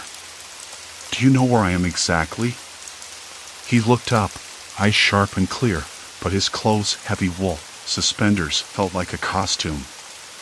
"You're on Maple and Fifth, of course," he said, voice calm but firm. "April 16th, 1944. You're a little out of place, aren't you?" I blinked, mouth dry. 1944? No, it's 2024. I live here. He smiled, but it didn't reach his eyes. "That's quite a story. Maybe you need to rest a bit." I stepped back, heart thudding. The street around us felt colder now, the sunlight weaker. I glanced down the road. The buildings were different, no glass storefronts, just brick and wood. People wore hats and coats that belonged in an old film. The distant clatter of a trolley car echoed down the street. I swallowed hard. "Sir, I think you're mistaken. What's going on here?" He shook his head slowly, folding his newspaper. "Time to find your way back, miss. You don't belong here." I turned away quickly, the rough plaster of a building scraping my fingertips as I gripped the wall. My breath came out in shaky puffs. The city I knew, the one I'd lived in, worked in, hated and loved in, was slipping away like smoke. As I walked on, my ears caught a faint murmur from a nearby cafe. The voice was soft, but the words were clipped, formal. "Miss, if you're lost, perhaps you should ask someone else." I hesitated but nodded, stepping inside. The air was thick with the scent of boiled coffee, bitter and strong. The patrons inside wore suits and dresses from another era, speaking in accents that felt foreign, though familiar somehow. Their eyes flicked up, measuring me like I was a curiosity, or worse, an intruder. I cleared my throat. "Can someone tell me what year it is?" The waiter paused, wiping a chipped mug. "It's 1944, ma'am." I closed my eyes, the room, with its faint smell of dust and decay spinning slightly. No one blinked. No one seemed to notice the oddity, except me. When I opened them, I caught my reflection in the window, pale, wide-eyed, out of place. The city's pulse was different now, slower, heavier. And I was trapped in it, like a page torn from a book stuck in the wrong chapter. Walking back outside, the sky had darkened. The cold bit deeper, and the streets hummed with a life that wasn't mine. Somewhere nearby, a dog barked, a sharp, sudden sound that cut through the thickening fog. I ran a hand through my hair, my fingers trembling. I didn't know what was happening. But I knew one thing for sure. I wasn't going to find my way home by following the map I'd always trusted. And that was when the quiet settled over the street, like a warning. The morning crept in gray and hesitant, like it wasn't quite ready to begin. I stared out the window. The street looked normal enough, but the air felt thick, heavy, as if it were waiting for something to break loose. The scent of wet asphalt mixed with a faint trace of something else, maybe old paper or dust. I pinched the bridge of my nose and pulled on my coat. I couldn't afford to lose my grip. The walk to work was the same route I'd taken every day for years, but I moved slower, scanning every detail. The cafe on the corner was gone, replaced by a small tailor shop with a faded sign that read M. Langston. The windows were fogged over, yellowed lace curtains pulled tight behind the glass. I paused, fingers grazing the rough plaster of the wall. It felt different, older, real. A man in a gray wool suit passed me, his hair slicked back, his shoes clicking sharply on the pavement. He glanced at me with a curious expression, part suspicion, part recognition. "Good morning, miss," he said, tipping his hat slightly. His voice carried a formal edge, like a newsreel announcer from an old movie. "Morning," I replied, trying to keep my voice steady. "What year is it?" He frowned, the crease between his brows deepening. 1944, of course. I swallowed hard. "No, I mean today, this date." He looked around, as if my question made no sense. "It's the 21st of September, 1944. You've been out late, haven't you? You look a bit pale." A cold shiver ran down my spine. His certainty was unnerving, but what was worse was the way no one else around seemed to notice anything odd, no flicker of doubt, no hesitation. Just acceptance. I moved on, heart hammering. The street felt narrower, the buildings closer together. The air smelled faintly of coal smoke and something cleaner, like newly polished wood. A newspaper stand caught my eye, the date on the front page matching the man's claim, September 21st, 1944. The headline spoke of the war overseas, rationing, and a local factory's production increase. I snatched a paper, the coarse newsprint rough against my fingers. I couldn't tell if it was real or just a convincing prop. I tucked it under my arm and hurried forward, the city around me slowly folding into a different era. At the corner, a woman in a floral dress stood waiting for the dim light that cast long, dancing shadows to change. Her smile was tight, almost forced. I hesitated, then asked, "Excuse me, could you tell me where the nearest subway entrance is?" She blinked, like my words didn't belong. "Subway? There's no subway here. You must mean the trolley station down Elm Street." "Elm Street," I repeated. "Thanks." Her eyes narrowed. "You look confused. Are you feeling well, miss?" I forced a smile. "Just a bit tired." She nodded slowly but didn't offer to help.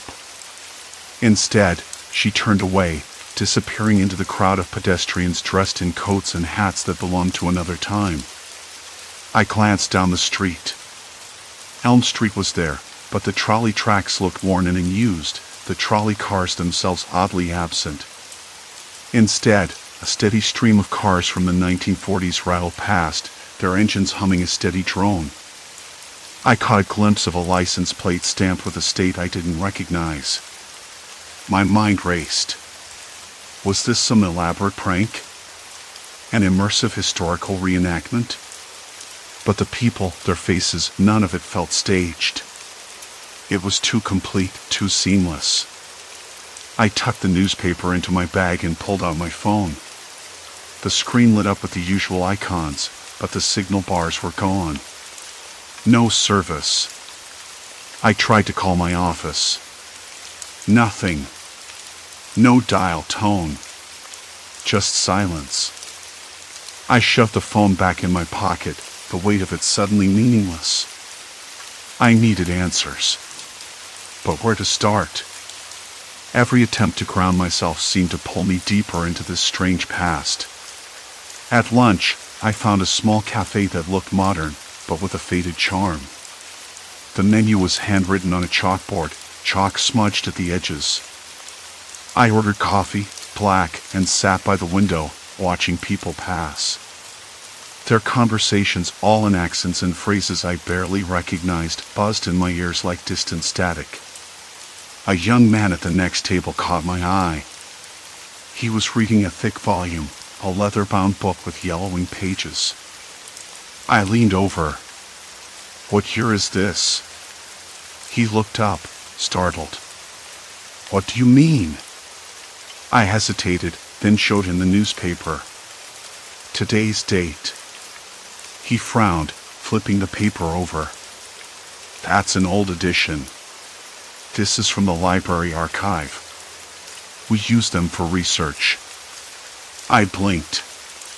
"But it's in the newsstand outside." He shrugged. Maybe someone left it there as a prop for the history exhibit. Or maybe it's just a coincidence. I wasn't convinced. The pieces weren't adding up. Do you work here? I asked. He shook his head. No, just a student. History major. You? I hesitated. Just passing through. He smiled, but it didn't reach his eyes. You look like you've seen a ghost. I laughed, but it sounded hollow. The afternoon dragged on. I retraced my steps, trying to find anything familiar. The city was a puzzle whose pieces refused to fit. I stopped at a bookstore, hoping for a map or a calendar. The clerk was a middle-aged woman with a tight bun and wire-rimmed glasses. Her smile was polite but distant. Can I help you find something? She asked. Yes. Do you have a calendar from this year? She tilted her head. We carry almanacs, but calendars aren't common these days. I blinked. Not common? She glanced at the clock.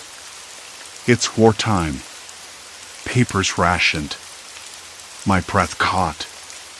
The war, rationing. I was walking through headlines I'd only read about. I bought an almanac and flipped through it, the pages yellow and brittle.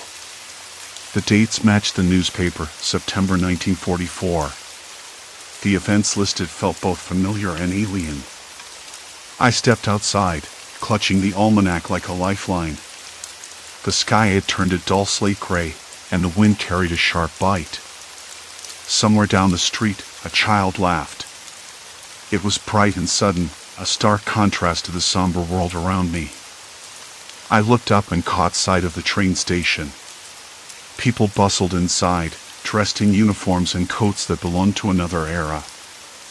I felt a sudden pull, an urge to approach, to find someone who might explain this. But then I noticed him, a man standing just beyond the entrance, watching me. His eyes were sharp, calculating. He didn't move, just observed with a quiet intensity that made my skin prickle. I turned away, heart pounding. I wasn't safe here. Not really. Back at my apartment, I locked the door behind me and sank onto the couch. The almanac lay open on the coffee table, a silent testament to the day's impossible truth. I had crossed a line, and I didn't know how to cross back. The phone buzzed suddenly, a vibration on the table. I grabbed it, expecting a message or a call. But the screen was blank. Then, a single text appeared. Welcome to 1944. You don't belong here. Leave. No number. No sender. Just a warning. My hands trembled as I stared at the screen. This wasn't random. Someone wanted me to know I was out of place. Someone was watching. And whatever this was, it was only getting started. The almanac was still open on the coffee table, its brittle pages whispering under the weight of my fingers. I stared at the sepia-toned photographs and the cramped columns of faded print, trying to piece together what I'd seen earlier. September 1944. The date wouldn't budge. It was the same date as the newspaper and the station, the same year people insisted it was, no matter how much I argued otherwise. But why? Why had the city flipped into this warped echo of a long-gone time? I rubbed my eyes, the dry sting making me blink rapidly. The room felt colder, though the thermostat hadn't changed. A draft, maybe. The kind that sneaks in through old window seals and unsettles everything. I looked up toward the window, half expecting to see that man from the station standing outside again, his sharp eyes cutting through the dusk. But the street was empty, save for the distant clatter of a trolley and the muted footsteps of a late passerby.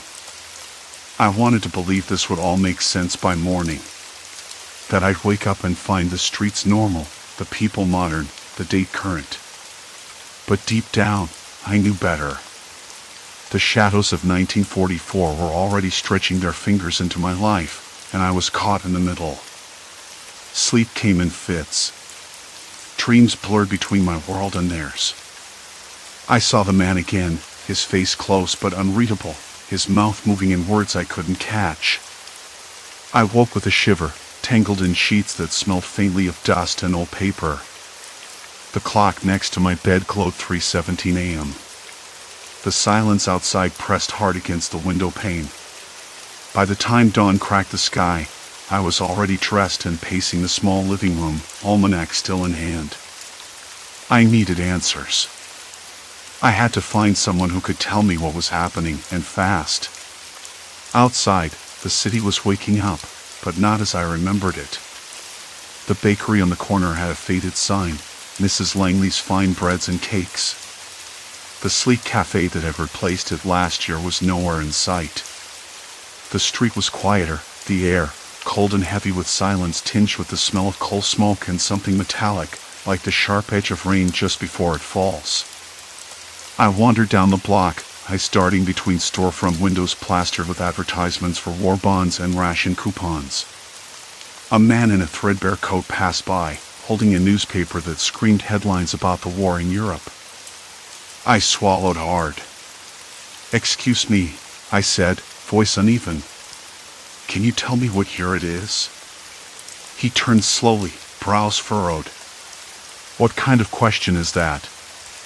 "It's 1944, of course." "No, I mean today." "The exact date?"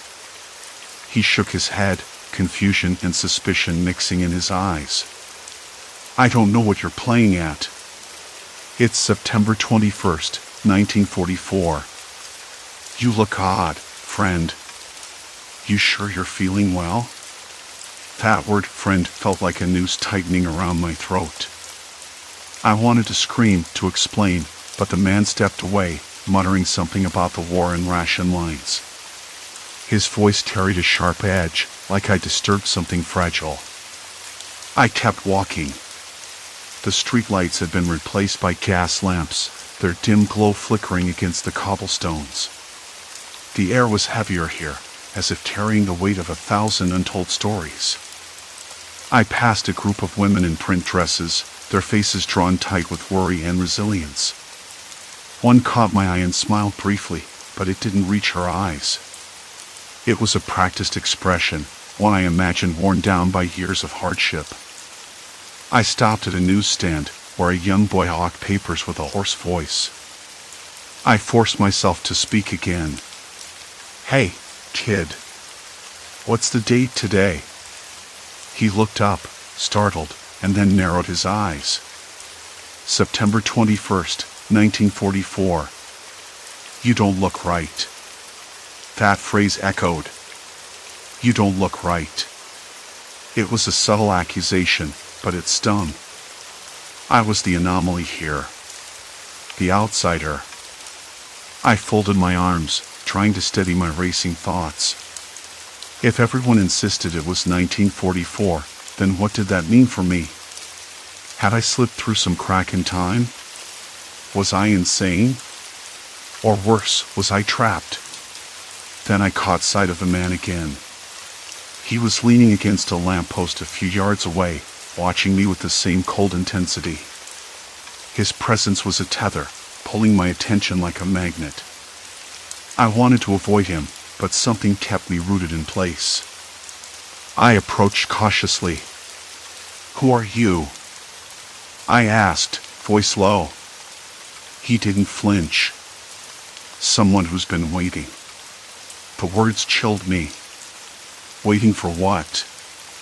For you to understand. To stop running. I swallowed, the taste of stale coffee and dust clinging to my tongue. "I don't know what you mean."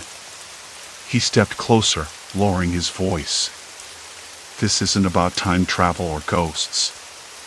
It's about control. About making sure you don't leave.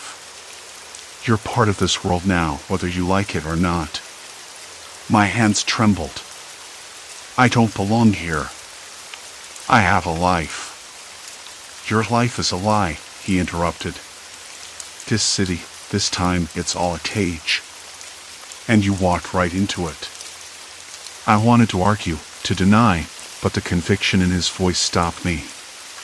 The sky had turned a bruised purple, and the distant shouts of children playing mingled with the creak of old wood and the faint clatter of a horse's hooves. Why me? I asked. Why am I stuck in this?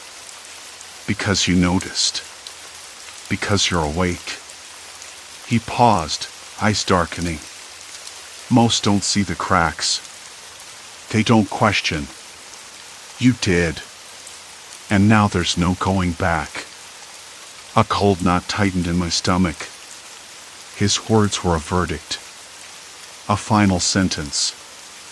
I glanced back toward the modern streets I remembered, the bright neon signs, the hum of cars and chatter of strangers. But they were gone. Replaced by this. A world frozen, suffocating, and utterly unforgiving.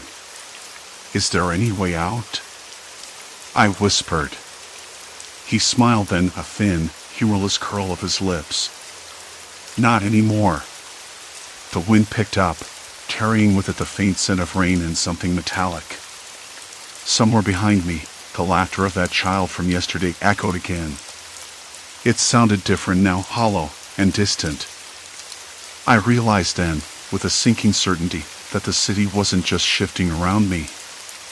I was being shaped by it, trapped inside a story where I was the unwelcome guest, the anomaly destined to be erased or absorbed. Shadows stretched long and restless across the cracked pavement as the city stirred to life beneath a heavy, uncaring sky. I was no longer a visitor. I was a prisoner. And the man was the key holder. I turned away, heart hammering, knowing the path forward was no longer a choice. It was an obligation. To understand, to survive, to find whatever thread of hope remained in a place that refused to let me go. But as I walked, the streets seemed to close in, the shadows stretching longer, and the faces around me harder to read. I had crossed the point of no return. The wind was colder now, sharper than before, like it was trying to cut through the thin fabric of my resolve. I stood where he'd left me, the man with the empty eyes who had just pronounced my sentence. Not anymore. His words clung to me like a fog that seeped into my bones. I couldn't turn back. The streets I'd known, the neon glow, the familiar hum of the city, all gone. Replaced by a landscape that felt less like a place and more like a trap. It was as if time itself had folded in on me, swallowing every exit, every escape route. Behind me, the laughter came again. That child's laugh. Hollow. Mocking. Like some cruel echo bouncing off the walls of a forgotten nightmare. I wanted to run, to scream, but my legs barely obeyed. The knot in my stomach tightened until I thought I might choke. I forced myself to move forward, away from the man who had handed down my fate. The street ahead was dim, lit only by the flicker of a dying street lamp. Shadows pulled in the cracks of the pavement, stretching out like fingers ready to snatch me up. It smelled of damp concrete and something else, old paper, rust, and the faintest hint of burnt sugar. I tried to steady my breath. Inhale. Exhale. The rhythm I'd used 1,000 times before to calm down. But nothing worked. This place wasn't real. It couldn't be. And yet, every step I took, the world shifted again. Buildings appeared and vanished, their brick facades giving way to peeling plaster and grimy windows. The people passing by wore clothes that belonged to another century. Hats with wide brims, stiff collars, and the heavy, muffled cadence of voices speaking in accents I barely recognized but somehow understood. I stopped a woman walking past, a woman with a straw basket and a faded green dress. "Excuse me," I said, voice cracking. "Can you tell me what day it is?" She looked at me like I'd sprouted a second head. "Why, it's the 23rd of June, 1952, she said, voice flat but not unkind. You must be new around here. No, I swallowed. I mean, what year is it? Today? She blinked slowly, as if humoring a confused child. 1952, just as it always has been. I shook my head, trying to make sense of it. But it's 2024. At least, it was. Her eyes narrowed. You're lost. Best get home. I stepped back, heart hammering. This was the pattern. Every time I asked, every attempt to anchor myself in the present, the answer pulled me deeper into this past. A past that refused to let me go. I turned away, the sound of footsteps quickening behind me. A man, tall and thin, caught up and matched my pace, not close enough to touch, but close enough to unsettle. His eyes were sharp, calculating, like a predator assessing prey. Lost, are we? He said, voice low, almost a whisper that didn't quite reach my ears but filled my head. You don't belong here. I don't want to be here, I said, trying to keep my voice steady. I just want to get back to my own time. He laughed, a dry, humorless sound that scraped against my skin. Back? There is no back. Just forward, and you're already moving the wrong way. I glanced around, but the street behind me had shifted again, buildings closing ranks like a wall. No escape that way. Why am I here? I asked, desperation creeping in. What do you want from me? He stopped and faced me fully, stepping into the dim glow of the street lamp. His face was gaunt, eyes dark hollows because you saw the cracks. Because you asked questions. We can't have that. He leaned in closer, voice dropping to a whisper. People like you, they spoil the story. I felt a cold sweat break out on my forehead. Story? What story? He smiled then, and it was worse than any threat. The one we tell ourselves to keep the world orderly. You're a mistake, a glitch. And glitches have to be fixed. The words echoed in my mind long after he stepped back and vanished into the crowd. I stood alone, swallowed by the night and the weight of that revelation. Fixing me. Erasing me. The thought made my hands tremble. I knew I couldn't stay here. Not like this. I had to find a way out, even if it meant slipping between the cracks myself. The street twisted again, the buildings warping into a narrow alley. The air grew thick, heavy with the smell of mildew and something rotting. I hesitated, then pressed forward, fingers brushing the rough plaster of the walls. The texture was gritty, uneven, like the city itself was crumbling from the inside. A muffled sound came from the end of the alley, soft but unmistakable, a child crying. I froze. The same child from before, the one whose laughter haunted the edges of my mind. The sound was raw, desperate, and it pulled at something buried deep inside me. Hey, I called out, voice shaking. Are you okay? No answer. I edged closer, heart pounding so loud it drowned out everything else. The alley narrowed until I was forced to squeeze through. The crying stopped abruptly, replaced by silence. Complete silence. Then, a small hand grabbed mine. The skin was cold, almost icy. I looked down to see a boy, no older than 6 or 7, eyes wide and glassy. His clothes were threadbare, stained with dirt and something darker. He didn't speak, just stared. Where's your parents? I asked, voice barely a whisper. He shook his head, pulling me forward, deeper into the darkness. I wanted to pull away, to run, but something, pity, fear, curiosity, held me in place. The alley twisted again, and suddenly I was no longer alone. Figures emerged from the shadows. Men and women, faces obscured by hats and scarves, eyes watching me with chilling intensity. They moved with purpose, surrounding me slowly but deliberately. No one spoke.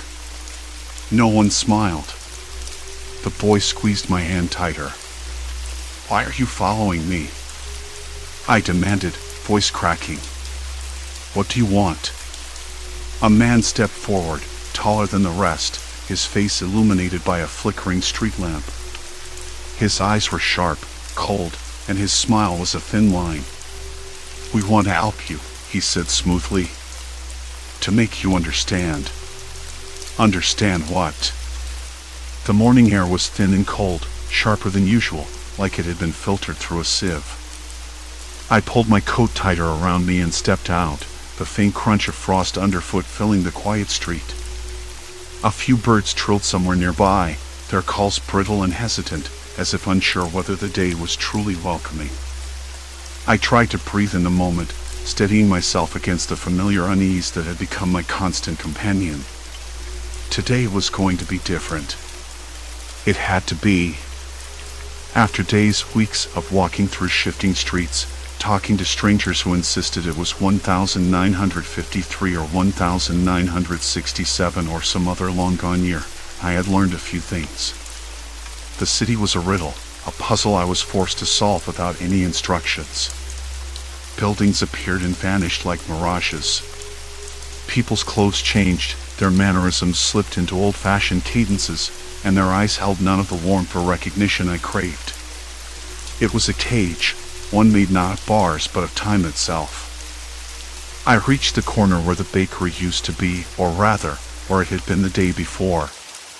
Today, a newsstand stood in its place, the man behind it wearing a wide-brimmed hat and a suit that looked out of place in any decade but the one he claimed it was. I swallowed hard, forcing my hands to stop trembling. The smell of fresh paper and ink mixed with the faint scent of coal smoke drifting from a nearby chimney. "Excuse me," I said, voice low but steady. "Can you tell me what day it is?" He smiled, polite but distant, as if I were a child asking an impossible question. "August 12th, 1953, sir." "You must be new around here." 1953? My throat tightened. "No, I live here now. I work here. It's 2024. He shook his head, eyes narrowing slightly. "You look tired, friend. Maybe you should sit down for a spell. This isn't a place for folks who don't know the time." I wanted to argue, to scream that I wasn't crazy, but the words wouldn't come. The street felt narrower, the shadows longer and colder. I noticed the roughness of the stone beneath my fingertips as I gripped the newsstand's edge, my knuckles white. The man's gaze held a quiet authority, and I realized he wasn't just mistaken, he believed this reality with an unshakable certainty. That's when I saw her. A woman, no older than 30, with a bright blue dress and a hat perched at a jaunty angle, stepped out from the alley. Her smile was quick, but her eyes flickered with something sharp, almost predatory. She looked straight at me and then at the man behind the stand before speaking in a voice smooth as silk. "Don't mind him. He's new in town, too." I blinked. "New? Like you," she said, stepping closer. The scent of lavender and something faintly metallic clung to her. "We all find ourselves here sometimes. It's a place between places. A city trapped beneath the city. You have to learn the rules or you'll never leave." I swallowed again, the cold growing inside my chest. "What rules?" She smiled, just a hint. "You don't ask for much. You don't question the date. You don't look too hard for the way out. You keep walking, and eventually, the streets will lead you where you need to be." I shook my head. "I can't do that. I have a life. My voice broke. I have to go back." Her smile faded. "And where would that be?" My hands clenched into fists. "Now. Here. Anywhere but this." This ghost town. For a moment, she said nothing. Then she reached into her purse and pulled out a folded map, yellowed and creased, the letters faded but still legible. She handed it to me. This is the city as it was. Study it. Memorize it. Maybe you'll find a path. I unfolded the map, the paper crackling like dry leaves. The streets were laid out, but some places were crossed out, others marked with strange symbols I didn't recognize. It was a map not just of a city but of a maze. Why are you helping me? I asked, eyes flicking back to her. She shrugged, the motion casual but with a tension beneath it. Because I was stuck here, too. For years. Sometimes, it's better to have company. The words hung between us like a fragile thread. I tucked the map into my coat pocket and glanced down the street. The buildings shimmered again, the edges of reality blurring. The man at the newsstand had turned away, already absorbed in his papers. Before I could say anything else, she vanished into the crowd, swallowed by the shifting city like a ghost. I stood there, heart pounding, feeling the weight of the map in my pocket and the cold pressing in from all sides. I was trapped, yes, but maybe not hopelessly. Later that day, I found a small cafe that wasn't on any of the maps I'd seen but felt strangely familiar. The smell of coffee was rich and bitter, grounding me in a way I hadn't felt in weeks. I sat by the window, tracing the lines on the map with trembling fingers, trying to make sense of the maze. The city wasn't just changing around me, it was a puzzle designed to keep me lost, to erase me from the future. But if I could learn its patterns, read its signs, maybe I could find the thread that led back to my own time. I looked around the cafe. The patrons wore clothes that belonged to another era, spoke in tones that felt alien, but their eyes sometimes, just sometimes, caught mine with a flicker of knowing. Like they remembered what it was like to be new, to be afraid. I sipped the coffee, tasting the sharp bitterness and the faint trace of something sweet beneath it. The warmth spread through my chest, steadying me. I wasn't going to give up. The streets would shift, the dates would change, and people would keep telling me I didn't belong. But I belonged somewhere. Somewhere beyond this tangled web of time. That night, I lay awake listening to the city's quiet hum. The distant clatter of footsteps on cobblestones, the soft murmur of voices carried on the wind, the faint creak of old signs swinging in the breeze. The city breathed around me, alive and dangerous. And I was alive, too. I closed my eyes and imagined the day I'd walk through these streets and find the one that didn't change. The one that led forward, not backward. It had to be there. Because giving up wasn't an option. Not anymore. Morning came again. I stood at the edge of the block, the map heavy in my pocket. The city waited, shifting and uncertain, but I felt something new, a fragile hope. I stepped forward. The streets moved beneath my feet, but I moved faster.